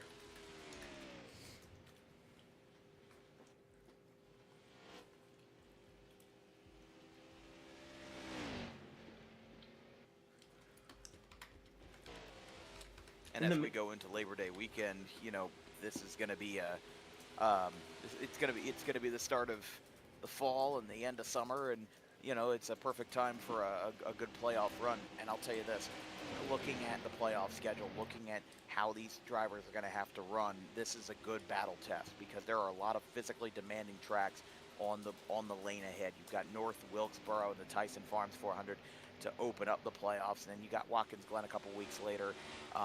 You know, Martinsville as well. Martinsville is almost a psychotic track because of how methodical it is. 500 times, at least, well, actually 1,000 times, twice per lap.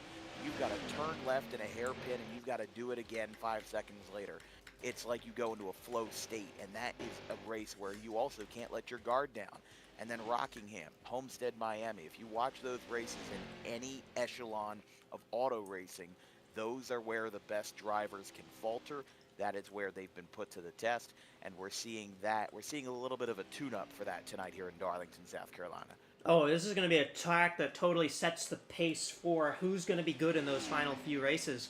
Just because, especially for the tracks that have high amounts of tire wear, this is a really good litmus test. This track has some of the highest tire wear in the whole series, just because of how abrasive the surface is. You know, we haven't really seen any. The only track I'd say that's really got worse tire wear than here is probably Motegi. And mostly that's because Motegi's asphalt is all jumbled up by the earth literally rupturing, so. Yeah, that's not really their fault, you know. Yeah. And in addition to that, you also have really low banking. I mean, this Darlington track, I believe, has anywhere between 18 and 22 degrees of banking, and it's variable.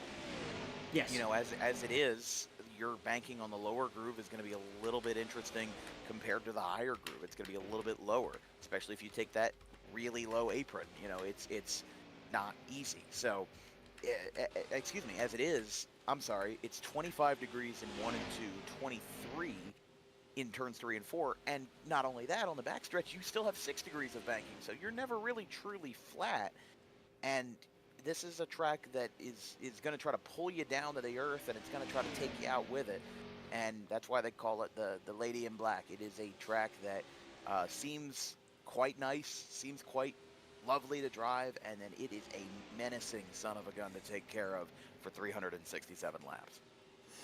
Oh yeah, and the Southern 500 is one of the most grueling, one of the most grueling races, but that's why it's so special. Because it's so difficult to get through this whole thing and stay up towards the front the whole time. You really have to be on it all the time to be good here. And you know, another thing as well, there's another car I'd like to point out here that's actually running solidly well that we haven't really said much about, and that's the 13 of Yanni, Waterton. Waterton's been kind of just plodding her pace here as she moves by Yappy Malixon for 6th. Waterton won earlier in the year at Kentucky. She hasn't really had a lot of stellar performances this year, but she's been running better lately. Finished 2nd at the Brickyard. And she's running well again here. Yeah, and Wooderton's a driver that intrigues me for her performance this season in the points. She's been a little bit on the lower side at 35th, but she has a win. And that's one of 3 top 10s all season. So wherever you want to chalk it up to, her performance, which that one win came at Kentucky, not a super speedway by any means, and certainly a skillful track. It's interesting because, again, she is 35th in points in that 13 car, and it's not always something that comes for granted. She is lowest in points out of any driver that has a win this season in the season of AWSCO. So I'm intrigued to see how she continues to advance for what could be just her 4th top 10 in 30 races. And way to go giving a Philly broadcaster the last name Waterton. Gotta force myself not to say Wooderton every single time. Yeah, no kidding. And she's from California too, so we say it the even more incorrect way. I think the way they say it is correct. The way that Philly says it is incorrect. Well, okay, That's how okay. I'm raised. I'll say it like it's a little more incorrect for you. That's fair. Stoneman is pitting. I believe we're reaching our pit. I believe we're coming into the pit cycle here. So yeah, 91's in. I saw the oh, caution. Yellow flag is out. Looks like the 93 has spun. We just had a yellow in the middle of the pit cycle. Kind of at the beginning of a pit cycle, more. You're right so at the we've beginning just of seen it, our first actually. signs. Somebody came down pit road very early. I think it was the 13. Well, we gave some praise to Waterton, and immediately something goes wrong. Well, there will probably be several drivers that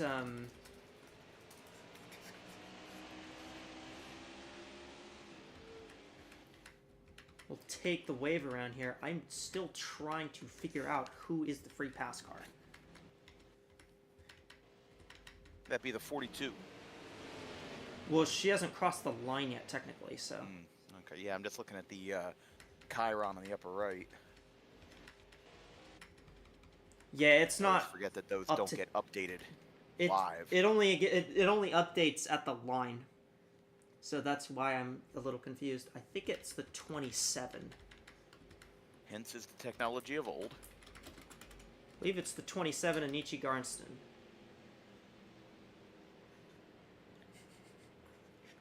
Okay. That's yellow number 4 of Yeah, number the 4. evening. And our third in the last 100 laps.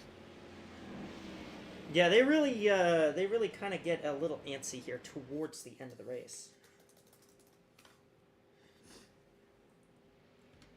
But that's just the progression of competition. Somebody's going to take a harder swing in the 9th inning of a ball game than in the 1st.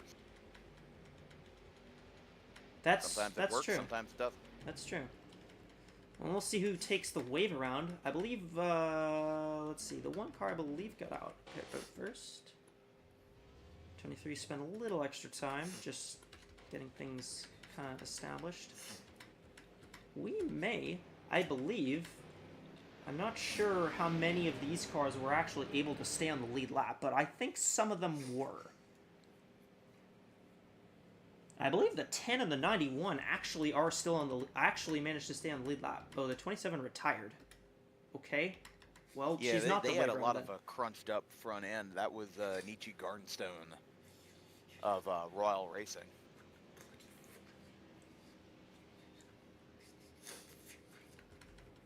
Okay, so yes, it will be Audie Stoneman who is the leader.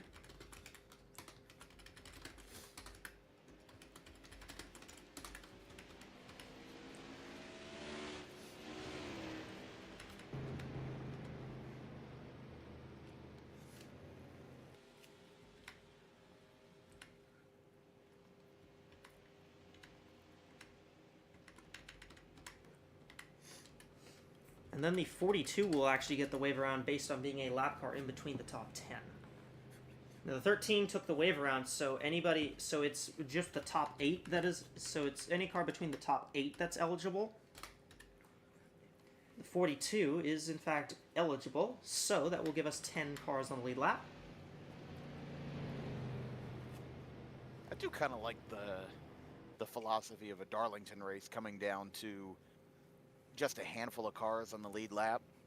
You know, what I like to say sometimes, and this is a common proverb, but, you know, they say too many cooks spoil the broth. And if you have 30 cars on the lead lap, they're all going to want to get to the front as soon as they can.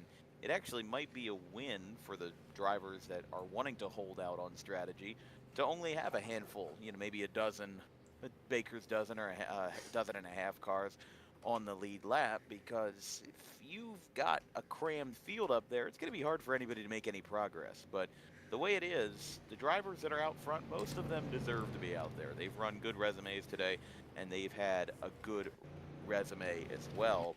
I'd say, you know, let it fly, see what we can get out of it. See if we can get a very quick replay of what happens to bring out the yellow. 93 and 32. 93 just cleared herself, I think. That's the second time she's done that today. Evidently, whoever her spotter is not doing a very good job.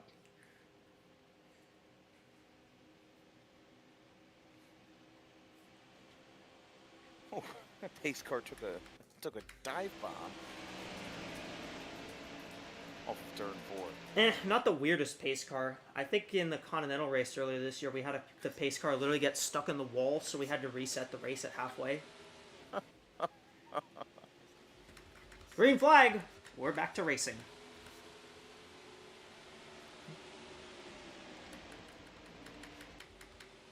And Audie Stoneman actually has gotten the lead because she managed to stay on the lead lap.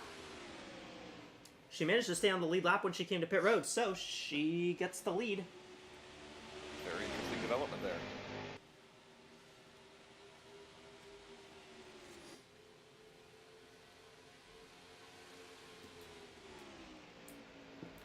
Alicia Burns second, Valicia Vancey third, Rhea Delod fourth. Delod the highest driver right now with a win. One driver we really have not mentioned a lot either is Sophie Chantazé in the 26. She's been in the top 10 pretty much all race. She hasn't really made that much noise, but I really cannot remember her falling out of the top 10. Yeah, it's been a driver that, you know, has been in the rearview mirror. Hasn't been one to pop up at a lot of sports books, but it's been one to not really turn any heads, but definitely turn the heads of their own team. I mean, this is a good result for the 26, and one that they can definitely use to piggyback going into the playoffs as we go along, and they're just having a good night. And it has been Especially kind for of a 26-car season that has not been all that successful. Yeah, it's been kind of a season to forget for Chantazé in the 26, and especially for Inverness Racing, just because that team has just kind of been okay. Well, this is the part of the year where if you are pretty sure that barring, 11th hour and 59th minute miracle that you're not going to make the playoffs, you make peace with what you have. You know, these smaller teams that don't really have a prayer to get into the playoffs, they're going to make the best with what they have. These last two races are going to be where they can tie up loose ends and make the best they can with their driver, and then make their focus solely on the next season of AWSCO racing. Yeah, and as well, you know, just kind of trying to consult the,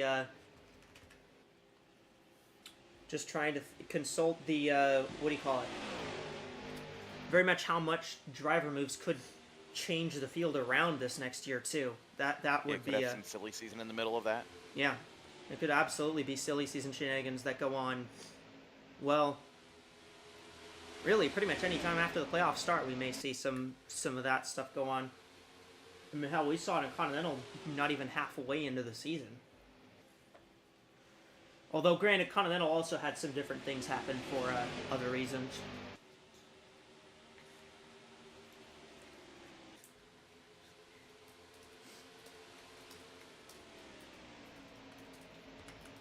Single file out front, the top 8 still remain as is, as they were on the restart. Stoneman, Alicia Byrne, Vancey, Delod, Handstrom, Ijavida, Chantazé, and Malikson is the top 8 right now. 9th place, Mika Gennaro right there. And there's Yania Waterton sitting 10th. I have been very impressed by Vance tonight. I think that Vance has done a great job of advancing her way to the front. And look out. Dear, the 10, the 1! There we go. Vancey's around! No caution, we stay green. Wow. Well, that may be the worst commentator jinx ever. Oh, it's not even the worst that I've done on my own network. Yeah, that's a tough break for Vance who won. Really thought, I think at least one of you guys picked her to win. And that actually has given Alicia Byrne the lead. So the 91 out front, after bouncing off the 10, Vancey's still on the lead lap. She actually did not lose a terrible amount of time. And I don't think she hit the wall. Second spot at stake. Here comes Bria Delade.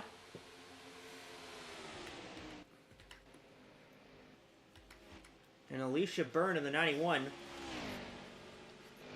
Kind of just doing her own thing.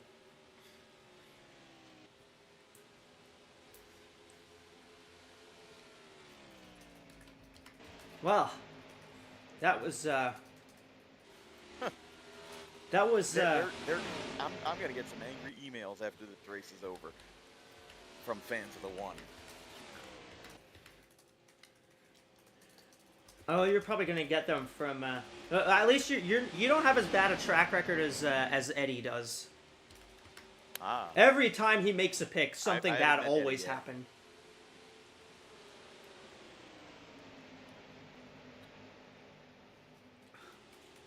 Good move there by the two.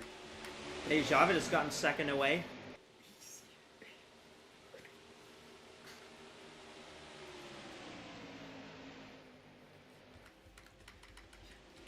It's getting all over the place here. I would say the 10 car might be in the way, but actually the 3 car is the one in the way, so.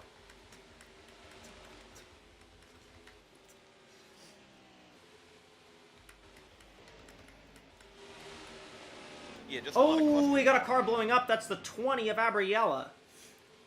In front of the whole field. Oh, there goes the 93. Oh, no! Look out. That's the caution. If that wasn't, that would be a major problem.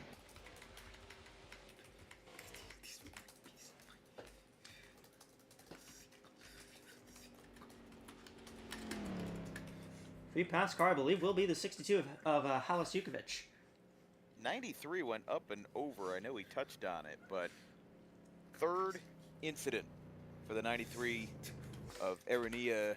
Harinia Tosma. Shama. Ah, she's definitely going to be done now. She just ran into. Yeah, she just no drove doubt it into the about pit wall. Oh, the 91 and the 2 aren't going to be able to make it to pit road.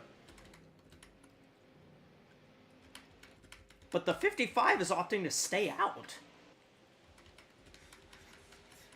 Huh.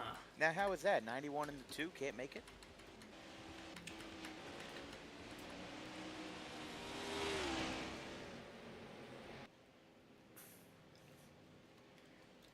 Basically, with the pace car sometimes picks the way the pace car picks them up here is messy. So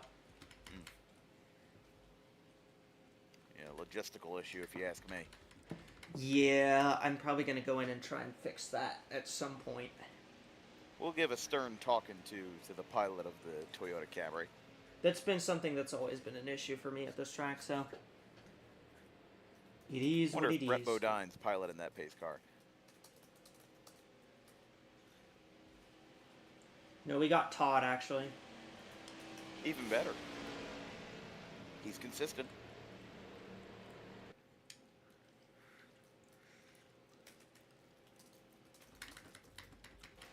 Looks like quite a few cars chose not to pit. 91 is opting to pit now. So Yeah, that's going to be difficult pitting on that second go-around because of the issue with the pace car. Going to hold them up substantially, but the 2 is still out on the racetrack. 2 is still opting to stay out here. Interesting. Well, another thing that we'll also do...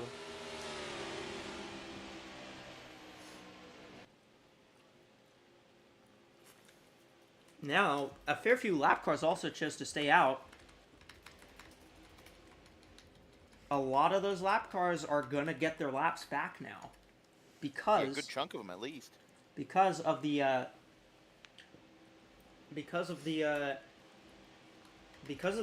lap cars in between the top 10 getting waved around, we're gonna get a pretty good chunk of lappers that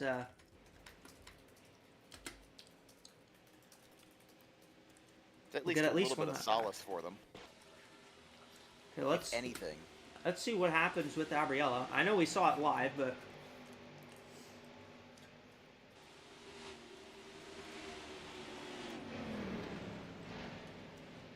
20 blows up there.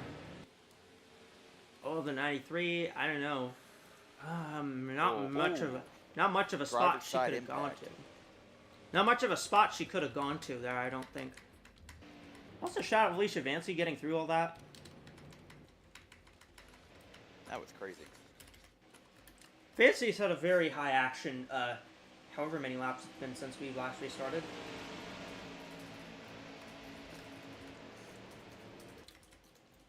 Javida, Delad, Chantose, Malikson. And I got a feel for the 20 of Abrielle, the one hometown driver. And I keep saying hometown, but it's 2.5 hours away. It's still in the same state. I'm sure a lot of people that are in Spartanburg, you know, I've been there before. My dad lived there for a little while. It's a very nice place, and a lot of people there just love Darlington, just like it's their hometown, even though it's a bit of a hike. But it's certainly something where you want to see the local person succeed. You know, just to get from my own personal book, I was at Dover Motor Speedway in July, and we had a gentleman, LeVar Scott, who is from Kearney's Point in Salem County, New Jersey. That's his hometown track over in Dover. It's about an hour away. And he didn't do that well in that race for the Xfinity Series, but still there were a lot of people there was a loud cheer for LeVar. A lot of people knew that he was from the area in South Jersey, and you know, Delaware is the neighboring place over. So, you know, for Abrielle, just a tough finish to what was otherwise a respectable day in her home track. Well, I believe we're going to have about 13 cars on the lead lap now because of all those wave rounds. All right. Green flag will be back out momentarily. Easy Javida is the leader. Here we go.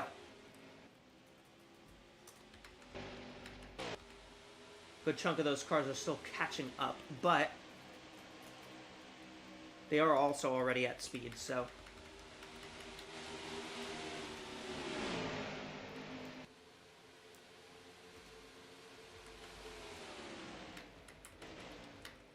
It's not too bad.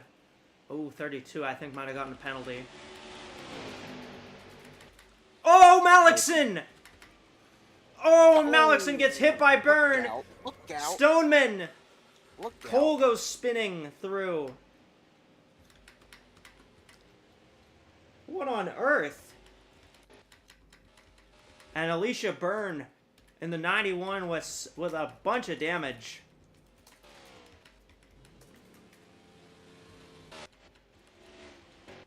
Well, these cars are still racing back, I believe.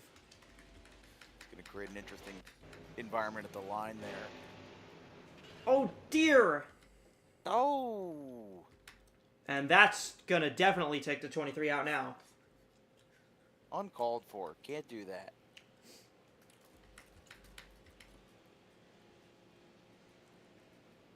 Seeing a lot of issues on non-green flag racing. I am not sure what is going on. That 8 car was involved, Laurie Schlissenbach, and she's the Audi car, and that's the one time where somebody in an Audi gets less than what they bargained for.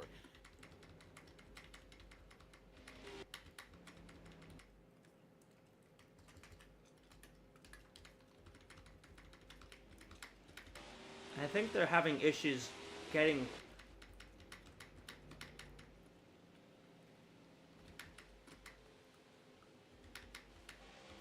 They're having issues getting slowed down, that's for sure. They're having issues getting in line, I think it is.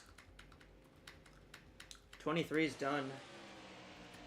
That's a huge shame for one of the best, most consistent drivers of the day. The right hand, well, I don't want to say right hand man, the right hand girl. Oh my god, Barino and Rariston. Oh, more. What is going on? Everyone's just lost it. We need to send everybody down pit road, and we need to get everybody to get a breather here. Everybody slow down. Like we're driving on the New Jersey Turnpike. Yeah, everyone's going to the AWSCO hauler. That's going to be one packed room at the end of the night. But as is with Darlington.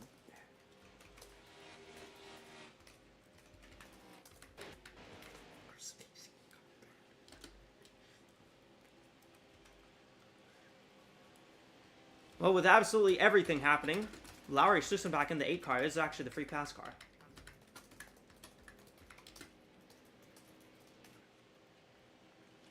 So she will actually get back on the lead lap. Sophie Chantozé in the 26 car is now the leader. That's a shocker. Haven't heard that name a lot tonight since we highlighted it. Yeah. Highlighted it late.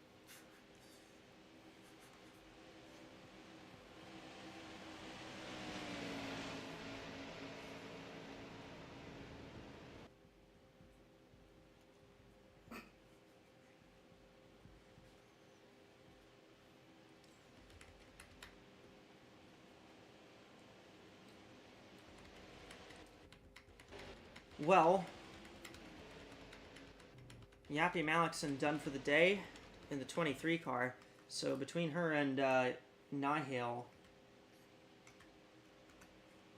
where is the 64? 64 is going to end up 33rd. Malikson is probably going to end up 18th. So I think Malikson would still be taking the points lead, although I'm not even really sure because that might... Is the 18 still... Oh, no, the 18 is definitely not still running. Yeah, I know Calicantes got involved. Alicante, excuse me, got involved in an earlier accident about 20, 30-ish laps ago.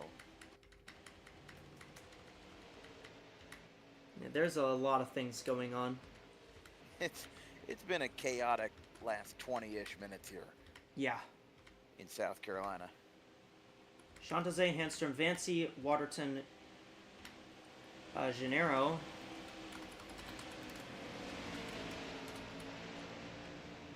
Wandayo.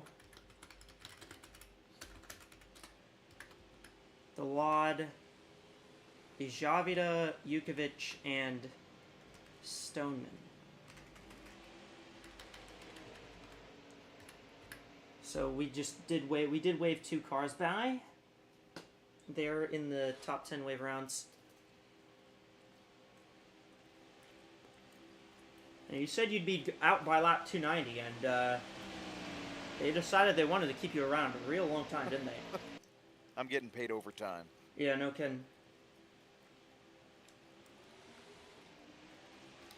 Gonna get a hefty check from the broadcast director. It's like the SAG-AFTRA union. You get like a 1-cent royalty check.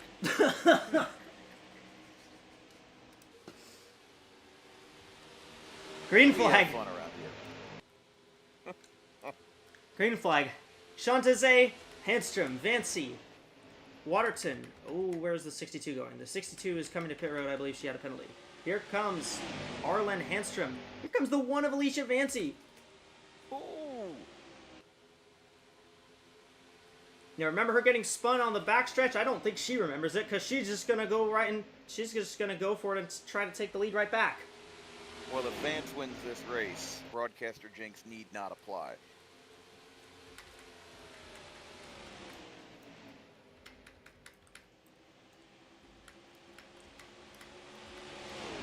'26 still hanging out front. Here comes the 19 looking to the inside. Here comes the one looking to the outside of the 19. She might go for second.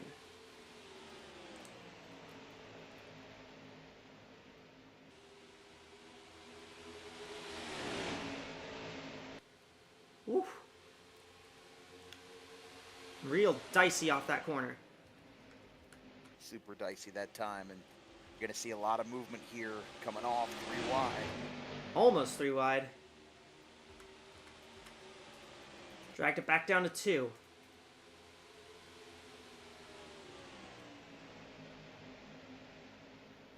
Alicia Vancy now up to second.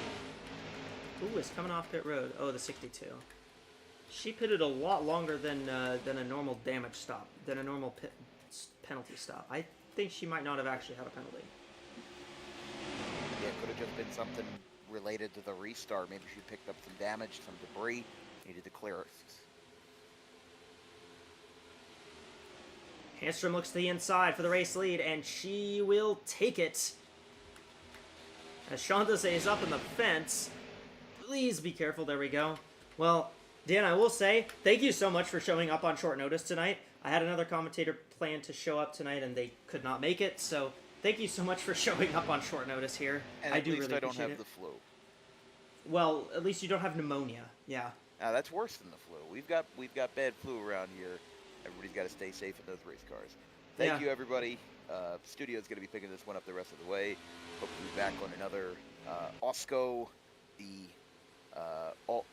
You're going to have to correct me in the pronunciation of the acronym, but we've You got got it. great racing here, and my good friends Echo Ross and Rashia Mahendra will take this one the rest of the way. Have a good night, gentlemen, and Yeah, wonderful people. Everybody, have a good one. Thank you so much. Actually, you calling in via phone from the studio here? Beep boop, that is correct. I am in fact calling in here. Might be a little bit disjointed here in the quasi booth we've created here, but yeah, well, hopefully we'll take things to the end of the race here. It's still Arlen Handstrom and Felicia Vanci on the lead. Shanta Say is really dropping off now, getting passed by the 10, and well, the 22 is 21, I should say. That is a lead lap car. Yes. 21 Dio. And here's another lead lap car, Laurie Schliesenbach in the 8. Yeah, there's a lot of new lead lap cars now with the last few incidents that we've had. Dara Reister is still on the lead lap despite everything, although kind of running a bit further back.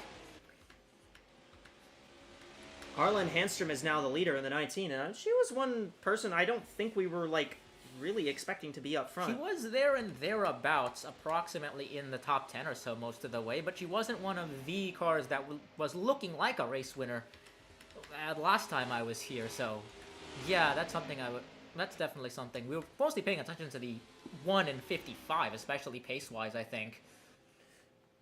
I'd also like to point out, Arlen Handstrom, her only win this year is on a road course. Yes, that was Bathurst. Her last win was race number 3. Yeah. So, interesting to note that the last 2 winners were also the winners of races 1 and 2. Yes. Because Jukovic won Daytona and Rugatino won at Calder Park, and then they yep. won Iowa and Daytona. I mean Richmond. Or, yes, Richmond. Jukovic Yeah. won. What did I say she won? Daytona. She did win Daytona. Jukovic won Daytona, but she didn't win Daytona after Iowa. Yeah, I kind of forgot. I just remembered she won Daytona, and then it just escaped my mind. Here's this second half of the top 10 pack here again. Chantase's been able to hold off the 21 at least. Now the momentum's kind of shifted back towards the 26 now, with the 21, 8, and 98 now having to defend a little bit from each other, and maybe the 62 and 42. But you can see this 26, they're kind of holding a little bit further inside than maybe you would like to on a when you're running by yourself. Just about a half a lane lower. That 8 car of Schliesenbach looks a bit more comfortable on that outside line, but she might be a little bit too high there. Had to check up a little bit. That's gonna let the 21 clear almost. 55 now off to the rear bumper of the 1. We have a battle for second here. We have Rhea Delod kind of closing up here. Now you mentioned Delod in the well, both of us really. I mentioned Delod in the mid race show. Already won 3 races. 2 of those were on strategy on road courses, and the other one was kind of a stop and go kind of race at California as well. That's kind of becoming the theme of this race as well. They all got antsy in the second half here. Yeah. 8 of Schliesenbach now around the 26. Yeah, how about Schliesenbach? She's actually really dragged herself back up here. Yeah. Doing fairly well now, kind of cleared herself off of that battle. See if she driven away from it too. Yeah, we'll see if she can kind of claw her way back into the next few positions. The 10 and 13 are coming up next. Look at the 13 in the top 5. Yeah, we're running 5th. Good work here by the always seems to be an MUIW car contending at some point in these last few months. This team has definitely been putting the work in to kind of improve themselves. Obviously, they've had that win at Kentucky earlier, this team, but they really haven't had a consistent record of having at least one of their cars contending for the race until the last few months or so, where we've seen both of these cars kind of come into their own here. Lots of top 5, top 5, top 10 runs coming for both for Barino and Waterton. Is Waterton just a crown jewel merchant? Potentially, yes. Because she won pole at Daytona. She had a top 10 at the 600. She finished second at the Brickyard, almost won that race, and she's running top 5 here. I think the 13 may just be really good, a crown jewel merchant. Welcome back, Jimmy McMurray. I've been coming from someone who runs a team in the NR scene that likes to farm farm big races for some reason. That's strangely prescient.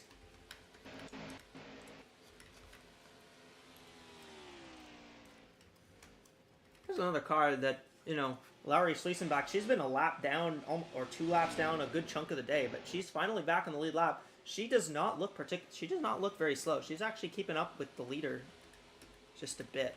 Yeah, although she is 7 seconds back, 55. She's 7 seconds back, but she is running pretty similar lap times. Yeah, 55 still hasn't found a way around the 1 yet. Another thing I noted in the pre-race show is that passing is at a premium here. Track position is something you really want to cherish, and that's kind of showing right now. But obviously, there's enough time to make things work with the 55 of Dela. You don't have to be too antsy just yet. Well, we also still have definitely another pit cycle to go. One pit cycle, yes. Here comes Dela to the inside of the 1. I'm not sure that'll work in turns 3 and 4 though. Not 3 and 4, particularly. the top side is just way better. Yeah, unless you have a really good entry or the 1 manages to bottle it up and check up. But on exit here, the 1's going to be much, much better. And there she goes. Yeah. Oh, this is kind of Claude Isa Javida. Javida driving the 2 car. Also starting to make her way through. Look at the 62 kind of interfering a little bit. The 62 has fresh tires. Yeah, the 62 came in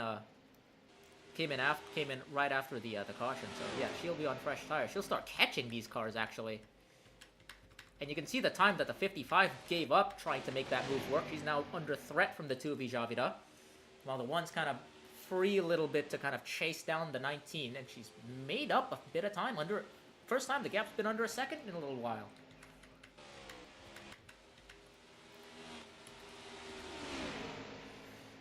I think if these guys here, 2nd through 4th, need to kind of work with each other a little bit. They don't need to go side by side for that long here. Though obviously that's easier said than done coming from above here. Yeah. Checking the gap, lost half a tenth there. Could also just be the case that the 1 might not have quite the pace to get around. In case if you're the 55, then that does give you more of an urge to get ahead. But the 1 is doing well when it comes to just keeping that outside line, making sure the easiest place to pass is not available for the 55. I think the 55 is definitely faster. Yeah, she'll need to make a good move into 1 and 2. I think. I honestly think the 55 may be faster even than the 19. Just the 55 is kind of bottled up behind the 1 right now. Yeah, the problem is we won't know until she gets past the 1. That's it. Either 55 needs to try to find a way around in 1 or 2, or kind of just force a mistake out of the 1 here. Maybe kind of just try to run a different line in 3 and 4 as well, though. Maybe, yeah. Try to get a better exit at least in 3 and 4. 62, yeah. 62 and 8 have actually caught up. All 3 of them. The 8 and the 98. And the 98, yeah. They've actually all caught up to the 13 and 10. Group. The 10 car just took 5th away from Waterton. Mm-hmm.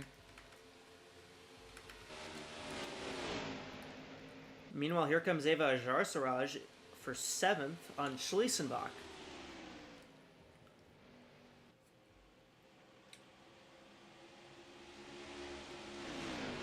Counting down the laps here. Now under 60 to go. Not much change at the front of the pack, as we're here watching the top 5 battle. Just Ooh, the 10. Delad's actually in. Delad, I think, may have attempted a move, but I think it backfired. She's now lost 3rd. Javida's taken it away. May have tried to get into 3 and 4, because that's lost her a lot of time and a position. I mean, again, if you're gonna try in 3 and 4, what you want to do in 3 and 4 is you want to go to the high lane. You don't want to go to the bottom. You don't want to go to the bottom. You want to go to the top. Yeah, the problem is you're gonna have to force your way there with the 1. The 1 is really good at just maintaining that outside line. And right now she's keeping the gap at about a second, not too far, not deviating too far. There we go. Here comes the 2. She might have. Oh, she the might have done it. two- I think the Yes? two. Nah. The She'll- two slowed up too much though. Yeah, but that's gonna. Well, at least that's gonna get her. Make sure that 55 doesn't get past. But she does have a bit of a head of steam here. Looking at the one, she may have gone a bit too far inside though. She really dipped to the bottom. What you wanna do when you go to the when you go to the high lane, you wanna try and just fit in to the outside. I think she has the right idea. Just needs to kind of work on that a little bit. Oh, 62 is slow. Really slow. Yeah, she's kind of limping her way back to the inside. She'll bring it to pit lane here. back to our lead for our second place battle, I should say. One is Our third place battle. Oh yeah, third place battle now with the one kind of driving off a little bit. One keeping the gap pretty stable. That's the good thing for these two, is that if they're not losing time by following the one, they're also not gaining time though. Well, you say that. Oh, never mind. They've lost time. They've finally started losing time. Ellie? Yeah, we're hearing reports over the radio from Yukovic's team is that her tire ended up going down on her. Well, I don't think Yukovic is going to go 2 in a row. But yeah, if you're either one of Nihil and Malix and watching this race right now, this is what you want. You want this exact situation. The 19 bearing down. We're bearing down a repeat winner here at Darlington, and that's going to secure spots for both of them in the playoff battle. Because I think Vancy has pace, but I don't think Vancy has enough pace. Well, it'll depend. But we still have we do still have that one pit stop, and there is still another being stop. this close. Ooh, watch the 55. There comes Delod. There she goes. She's gonna get third back. But yeah, being this close, this does open up the room for potential undercut strategies. And not even particularly bold ones either. Only 1.5 seconds. As long as that gap stays within about 3 seconds or so, you can pull off a reasonable undercut, I think. But the 55 looking really quick now. Trying to force the issue, though, on the inside. Oh, dear. Yeah, I'm not sure that's gonna work, though. Yeah, lost a bit of pace there, but I think the one may have lost some tire wear. 55 one actually gained some time, though. 55 looks more confident this time. Still somehow on the inside of the one. Problem is, she can't do this forever, because here comes the 2 of Ijavira again. You can really only... And you really can't let a car get to your outside in turn 3. Yeah. 3 and 4. You can only really use the inside for very long. You can't use it for very long, or else you're going to start losing ground like this. 19, I think, is behind a lapped car right now, or just got around. Nope, still behind There's the 72. 72. That'll help a little bit. Yeah, I think the one maybe just losing a little bit of ground now. The 19 still hasn't gotten around the 72, so things are fairly calm right now. No changes. Can the 2 use that outside line to her advantage once again? We've seen her try it. She's trying it again. Hey, I'd just like to point out, Dira Reister's in the top 10. Oh, yeah. One words for There she is. essentially a She's in second ninth. top 10, yeah. That'd be your second top 10 of the season. 2 no, tried to... Javi to look to the inside, but 2 tried to cross over. She was on the outside in 3 and 4. Tried the same thing that Delod did. Not, once again, didn't really work. and yeah, that's gonna lose her. That's gonna lose her third now. Delod's gonna clear off the corner. These 2 are trading away third place, just trying to get around for second.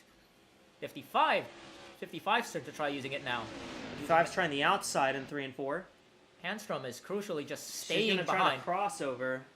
Handstrom hasn't really made any moves yet, but they're still going to lose time just doing all this. 19 is also just not really trying. He's stuck on the inside as well, trying to get around the 72. Watch out, here comes the car and new tires. 62 of Halas Yukovic coming through on the in that T-Mobile Honda.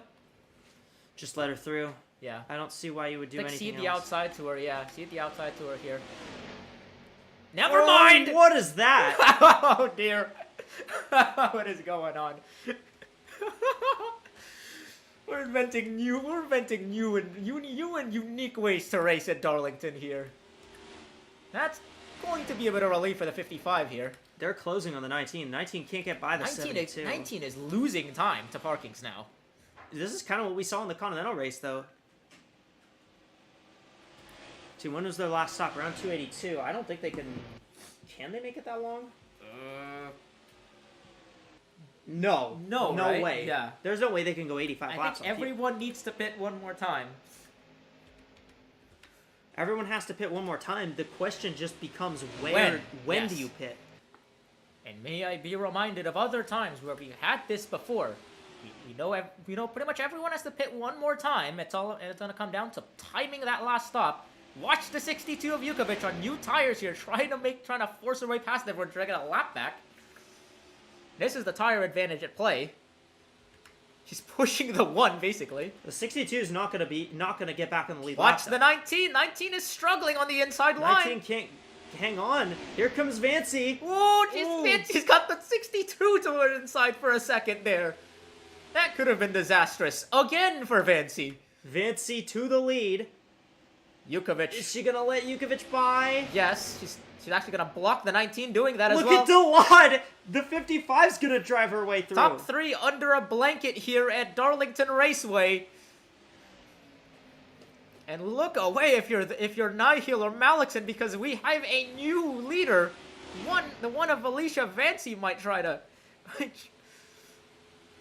gate crash the playoffs here. We know the 1 is already in that cut line battle, but a win here would pretty much guarantee her a place in the playoffs here. It would guarantee it. With the 10 of Audie Stoneman running in the top 5, it's going to be a close points battle if Vancy doesn't win this, regardless right now. It'd be at around 2 to 3 points. Before bonuses, I should say, but I think both of them have lead laps. They've both led laps. I'm not sure. I think the 10 has most laps led right now, though. Yeah, I was going to say, the 10 led quite a few laps early on, so... The 10 right now wants the 55 to win this, I think. The 55, I feel like the 55 may be in a really good spot here, but the 19 seems to have gotten a new lease on life here to the inside. Not sure you want to do that around this lap car. This lap car's been kind of giving trouble. Here comes the 55. Bria Delod with a big run up the top side, and now Delod is out front. Watch Ijavida. Here comes Ijavida for third. Threatening the 19, still on the outside. 55 gonna use the outside on the 72 as well. Markings trying to close the door. 55 will have to cross over on the inside. Crucially, Vancy follows on the inside. Delod's going to have that mid-corner momentum, and she Yep. will finally be the first lead lap 72. car to get clear of that 72. 72 finally backed off there. Now does the 72 continue fighting these lead lap cars? Right, now she won't have to think about it because the one has kind of lost a bit of ground.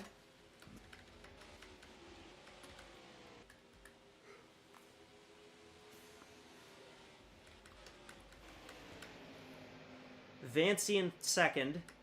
Ijavida and Hanstrom third and fourth. Fifth place is Audie Stoneman. Sixth place is Ava Ajarsaraj in the 98. Yania Waterton, Lowry Schliesenbach, Dira Reister, Amani Wandayo make up the top 10. 11th place, you have to go all the way back to, where is she? There she is. There's Mika Gennaro.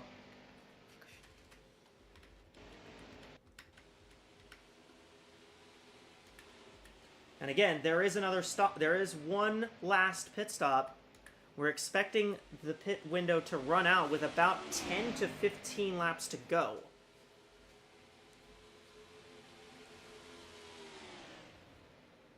So now what I'm going to wonder here is, what are they going to do? Who's going to be the earliest taker, and who's going to come in the latest to try and benefit from more of an overcut? I think you want to pit early, especially the later we go into this run. You wanna take the undercut, I think, and kind of deprive everyone of being able to use the better tires in the late run, basically.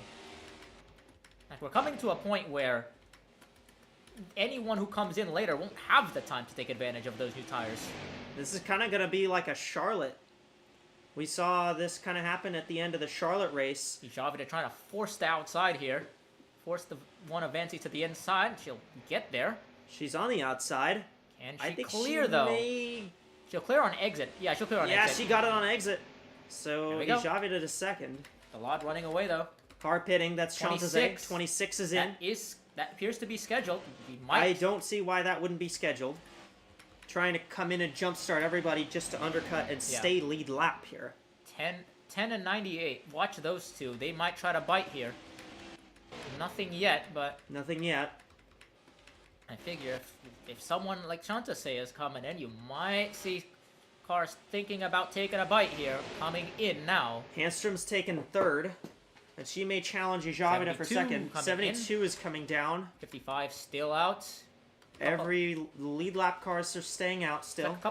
Looks like a couple of lap cars here trying to gain an advantage, trying to maybe gain a lap back. Nobody else though. Nobody else yet. Yeah. We're approaching 35 to go here. Yeah, 35 to go is when we're seeing our first takers. I think that's a good call. Yeah, I'm in the same camp. 55 still not coming in. None of the leaders are either. If the leaders aren't pitting, and I'm one of these cars back here, I'm taking my chances. I was gonna say one of these cars. If you're in that fifth to seventh range, I feel like you might as well. 5th to 8th, really. 17 is in. There we go. She's a little bit far, but she might be able to catch that 5th to 7th She was 13 pack. seconds back last time. She might be able to hop up to 5th place with that. 55 still staying out. Doesn't look like it.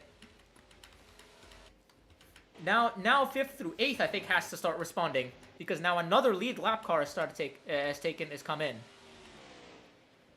We have not seen anything Nothing yet. Nothing yet. The risk, of course, is that a caution might come out, but if you're the 17, you might as well take any chance you get. 55 still stuck behind. I'm surprised she hasn't elected to come in yet now that she's in the middle of traffic. Just trying to clear through this traffic. Maybe. That traffic is really just causing more It's really issues dense, for her. yeah. They're all running side by side here. Nobody's coming in here from the top 4. Neither of those 3. Neither is anyone else. Not yet. Gonna be Everyone I've interesting to seen keep an has eye. taken 4 tires. Yeah, it's gonna be interesting to keep an eye on what kind of gap that the 17 can claw back here compared to that 5th through 8th pack. Here we go. 19. 19 is in. Handstrom first in. 19's coming down. Last time Handstrom tried an undercut like this, it gave her a win. Yep, that's true. That was the Bathurst strategy. That was how she won at Bathurst. Does that force cars in? Mika Gennaro, another car on the tail end of the lead lap coming in. 55 looking to the inside. Does she make the move to come in? She's looking low. I don't She's think looking she's low, but pitting, she's though. not coming in. I don't think she's pitting. Watch the 17. There's the 17. Dara Reister. They use all those fresh tires.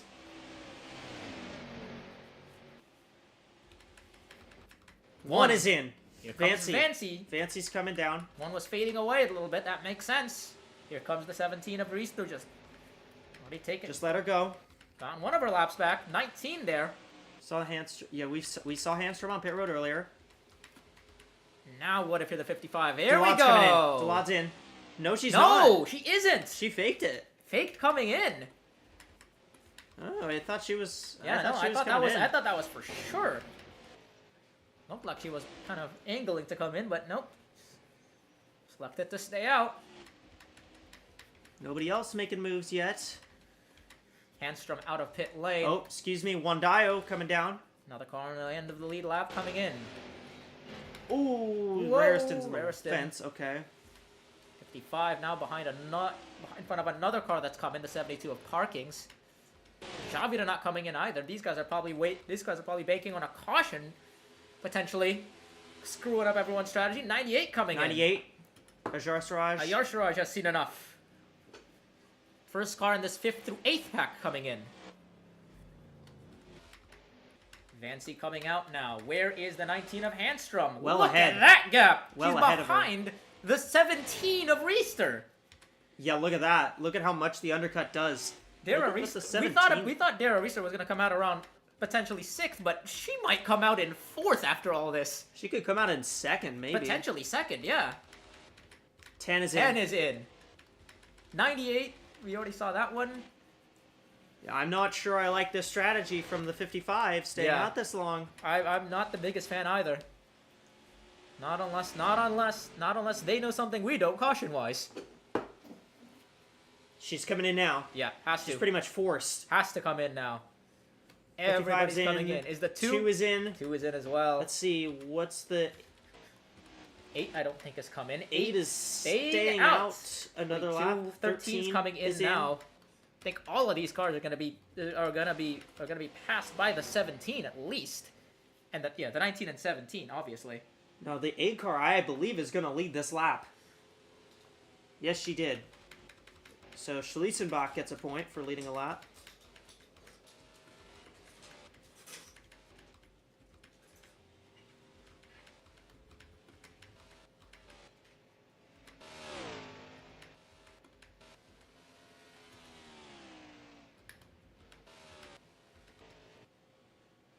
Eight cars in.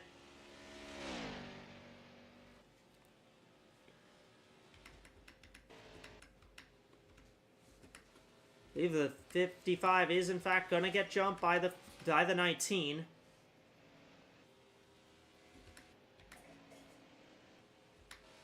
And interestingly, the 21 has also jumped the 55, and the 55 is going to get jumped by the 17 as well.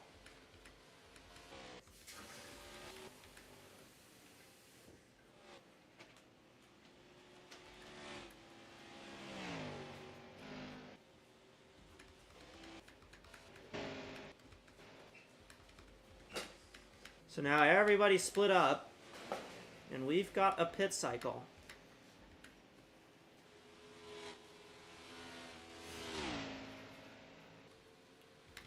"19 is the leader,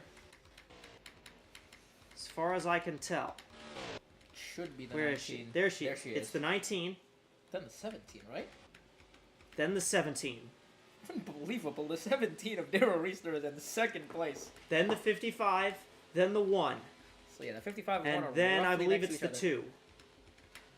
So yeah, the big gain there is by the 17, and Yeah, even if Reister went from 9th to 2nd. and because even of if that. those tires fall off, she'll probably only drop off to about 6th or so, at worst, I think. There's not that much time for the tires to start falling off, to be honest. I think that was a big gain by the 17 team, regardless of what happens here. Yeah. Comes to 55. I don't think she really want to race these guys.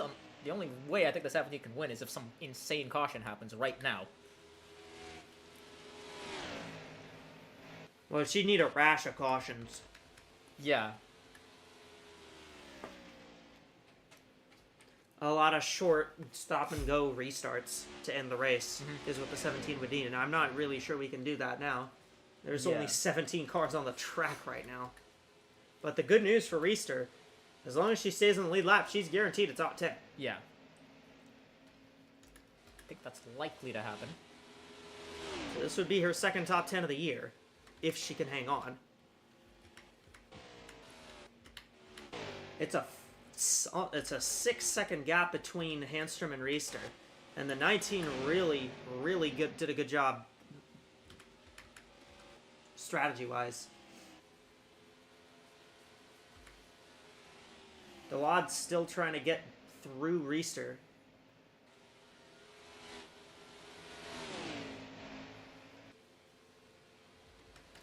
Yeah, if you're Delad right now, you need to make up as much time as possible really quickly.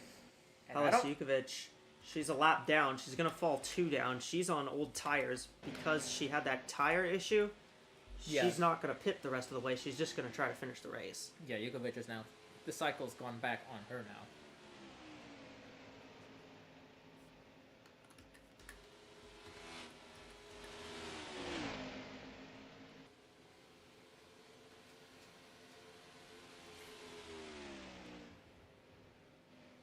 Vancy now trying to take third away from Delad.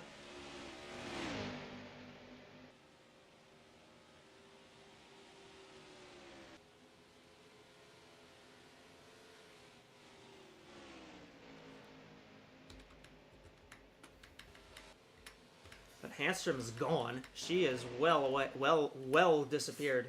Yeah, that is masterclass of strategy right now for the 19.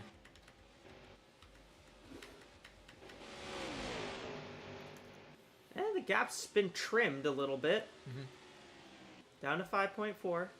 Went up a little bit there to 5.58. I think if the 17 can gain on the 19, then I think that The the 55 55 can and 1 absolutely can do it, yeah. definitely can. Yeah, They the just need to 55. get by. The problem is, this is Darlington. Easier said than done trying to pass around here. There goes the 1 car up the top side trying to get around the 55.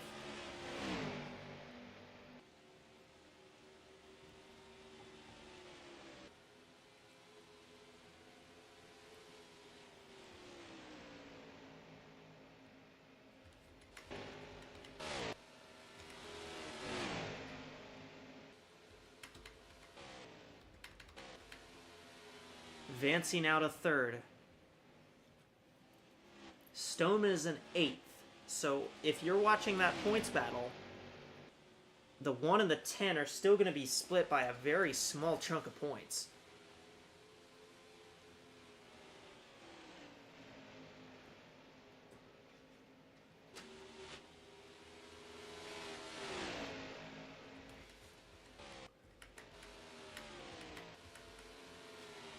And the 1 and the 55 keep battling for 3rd, and that's just not helping either of them.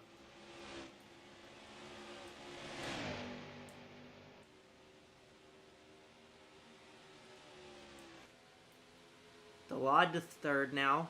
55 takes it back.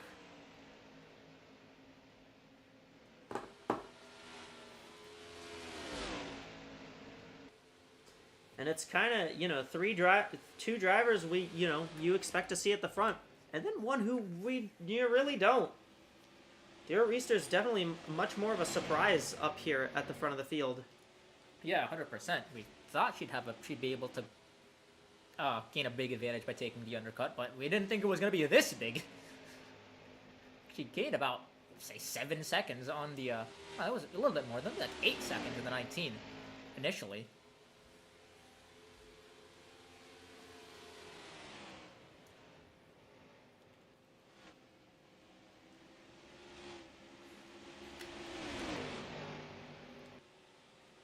'55 going to try to pin the 17 behind this lap car, and I think that's finally going to do it.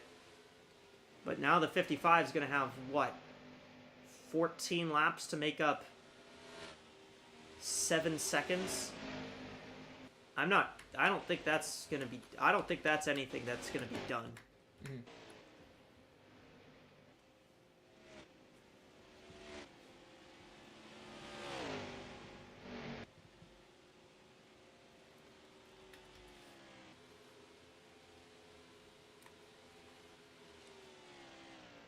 '55 didn't gain that time, but I think that was kind of hampered by the 55. Yeah, with only this many laps left to go, I think ship may have sailed on this one.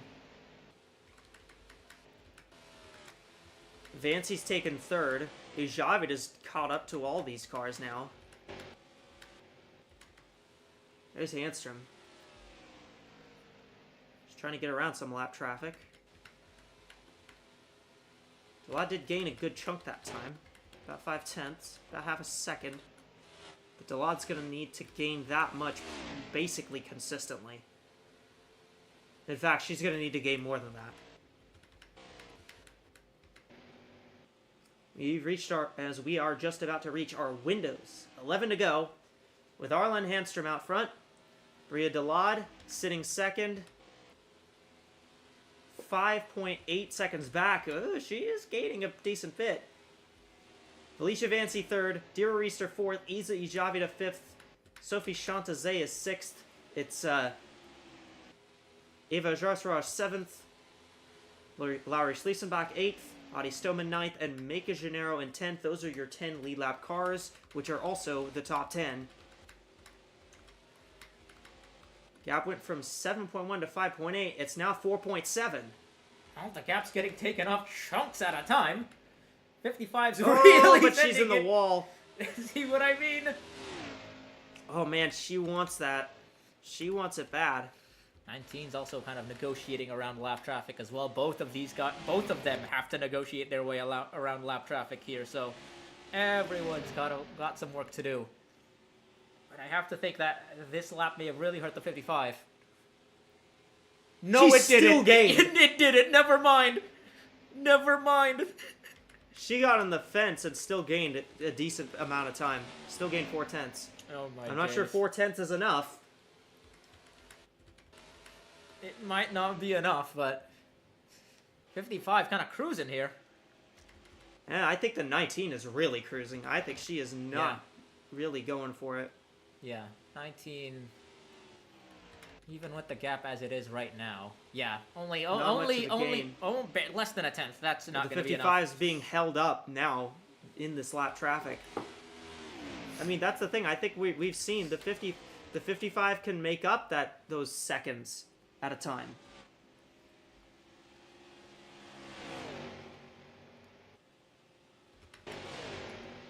But she's not in clean air anymore. And now the 19 is in clean air. Still though, the 55 gained a good chunk that time.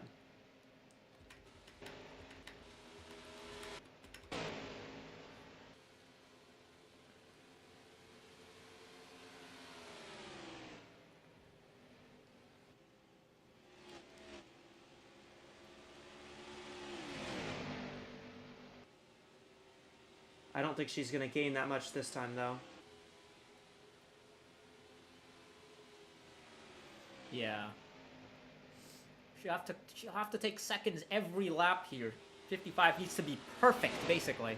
Well, we know the 55 can take seconds out.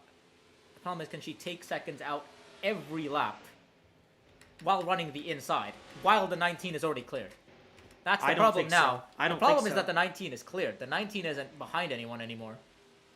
So that means there's even more cars in the way between her and the 55. 5 to go. And the 55 still hasn't gotten her. She lost 4/10. She there. lost That might be 4/10. it. It's over. I think it's over, unless something happens to the 19. Unless something absolutely catastrophic happens here.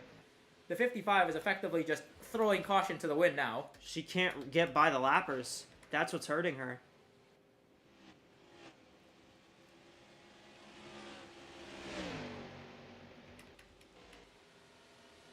It's pretty much all cruise from here for Handstrom.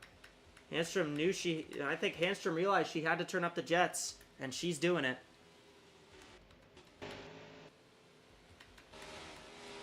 And Delod now stuck in this lap traffic.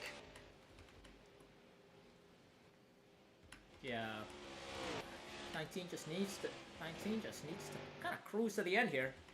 Well Just clear. Stay solid here. And if that's able to happen, not only will it help her, but that will also lock the 64 and 23 in next. So those two won't have to worry about Pensacola. I mean, either way, either way they would because the 55 also has a win. I think they're breathing easy. This is fine now as long as both of them don't have a late race collapse here. Because Valicia Vancy's in third, Well behind, yeah. waiting to pounce. 2 laps to go for Arlen Handstrom. Looking for her second win of the season. For the first, and it would be 3 races in a row where the drivers who won the first 3 races win another 3 races. White flag will wave. 1 more lap to go in the Southern 500, this time by. Last lap for Handstrom. This car's pitting. 72 and 26. Those are 2 early takers. Interesting. They may have underfueled. That's unfortunate. Yeah, they may have underfueled the last time I think they around. may have. Got to worry about the 19, just for posterity's sake. Yeah. But I think she'll be Fine. good. Should be able to at least cruise her way to the end Yep. now. She'll be good. Checkered flag. And it's Arlen Handstrom who will win the Southern 500 at Darlington after a long fuel strategy race.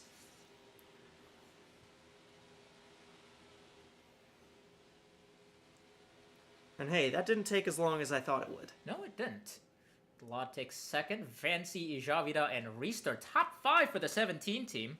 Yeah, that's our first top 5 of the year, I believe. Here comes Schliesenbach, and well, our best finish is 10th. Of course it is. There's the 9 taking the last car in the lead lap, and the 13 has already crossed the line, so that's our top 10 there. There you go. And there's your standings. Arlen Handstrom will visit Victory Lane.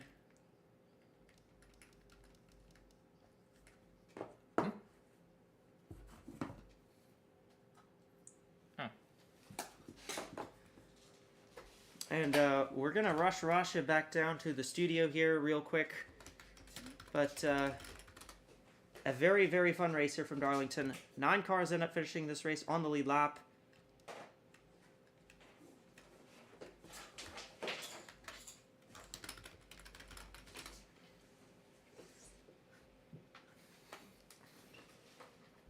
After a grueling 3.5 hour race, what are your general thoughts on this one? How do I say this? Very classical race here. I think this is definitely more reminiscent of old Southern 500s here, especially with the number of cars dropping out of the race and the few cars we had contending at the very end. It definitely felt more like an old school race than most modern stock car races. But then again, I think AWSCO feels like that most of the time, with especially early season. Absolutely. And the fact we had that very, very long green flag run at the beginning. It was almost, how long was it? It was 156 laps. Yeah, that was a We went green. long, very, very, very long green flag run.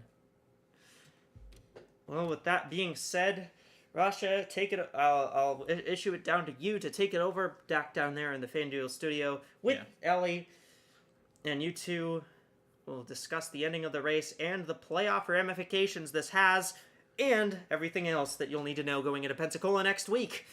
Rasha and Ellie, take it away down there in the studio. Yeah, thankfully for the sanity of the 64 and 23 teams, we have a repeat winner. Repeat winner here. The 19 of Arlen Handstrom takes her second win of the season.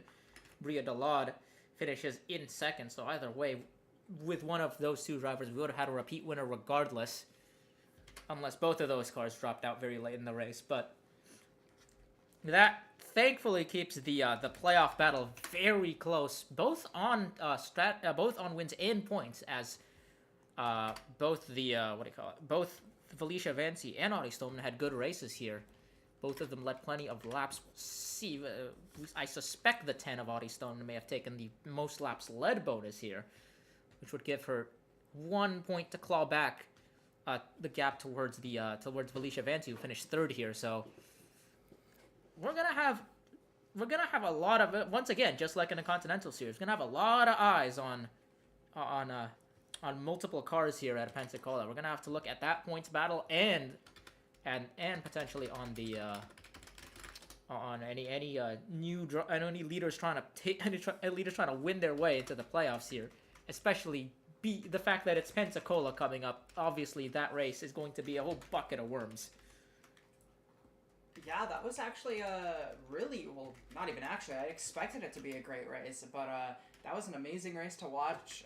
The green flag run that we had in that those 156 laps was amazing to watch. Everything after that was amazing to watch, and you could almost hear a sigh of relief from Mauxin and Nihil that oh hey, we didn't get a new winner. We're still in this. Yeah, that was fun. Yeah, it was really great. I mean,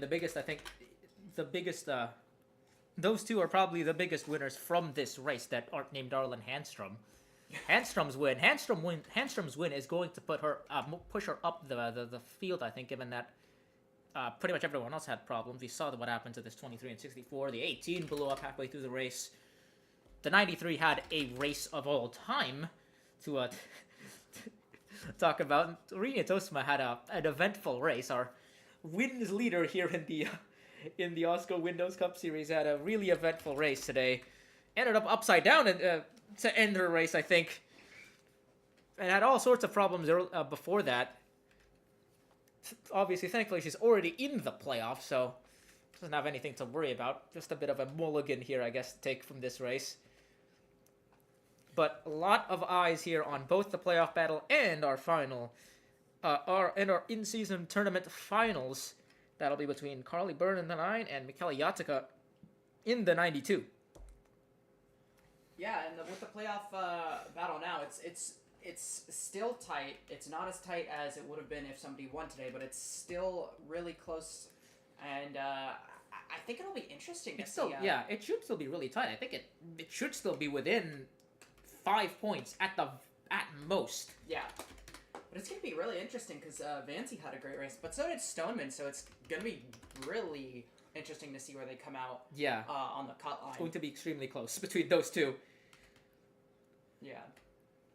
Stoneman finished with probably 1 extra point in terms of bonuses, but Vancy finished a few spots ahead, so might be a 2 to 3 point, 2 to 4 point swing in favor at most of Felicia Vancy. Yeah, and the thing is here is that still leaves room for Pensacola. And potentially maybe a Lori Schliesenbach, who also had a good race here. She stays Yeah. within striking range. If things come down to a points battle, but if Vancy and Stoneman have problems early on, there it is. Vancy is. +1 on Audie Stoneman with 1 race to go. This is where stories are made of. This is what stories are made of right here. Schliesenbach only 29 points out. As I said, if Vancy and Stoneman have problems early on, Schliesenbach may be able to sneak in that last spot with a good, potentially, top 5 finish. He wouldn't have to win effectively. Yeah. Something interesting too is Mauxon and Nihir are a little less comfortable than they used to be. They were all the way up in the hundreds. Now they're down to 97. They're under 100 points out, but to be fair, that shouldn't really hurt them. It's not going to hurt them, but it's interesting to look at. It shouldn't hurt them too badly. They're still well ahead of the playoffs. They're still well ahead of the rest, and they're de facto definitely locked in now because we won't get more than 1 new winner. For all intents and purposes, they're in the playoffs. There's nothing for them to worry about. They're locked in. It's all down to that last spot, and it's likely going to come down to Vancy and Stoneman with maybe Lori Schliesenbach. And if things really go awry, Nietzsche Garnston and Janet Parkings, I think. Yeah. But I think at most it's going to come down to the 2+1 driver, I think. Yeah, I think the big front runners of this points playoff battle is going to be Vancy, Stoneman, and Schliesenbach. I mean, I don't know about Parkings. Maybe if she gets a really good race, but that's banking on if Vancy, Stoneman, and Schliesenbach not having a good race as well. Yeah, Vancy and Stoneman could have bad races, and Schliesenbach could, I think, conceivably still finish in the top 6 to top. Definitely, if she finishes in the top 5 and Vancy and Stoneman drop out early, then I think Schliesenbach could actually do it. But of course, points racing, that on one hand you have the points racing, on the other hand you have the chance that someone might just run away with a win at Pensacola. It is Pensacola after all. Plate races tend to do things like that. Yeah, Pensacola is going to be an interesting race to look forward to, and we're going to get to see it soon here, I'm pretty sure. And I'm excited to see how this is going to play out. I mean, Darlington was really exciting, but I know Pensacola is also a racetrack that lends itself to just, well, you never know who's going to win there. It's going to be a really fun race to watch, I think. Yeah. I mean, looking at Pensacola, are the next race coming up.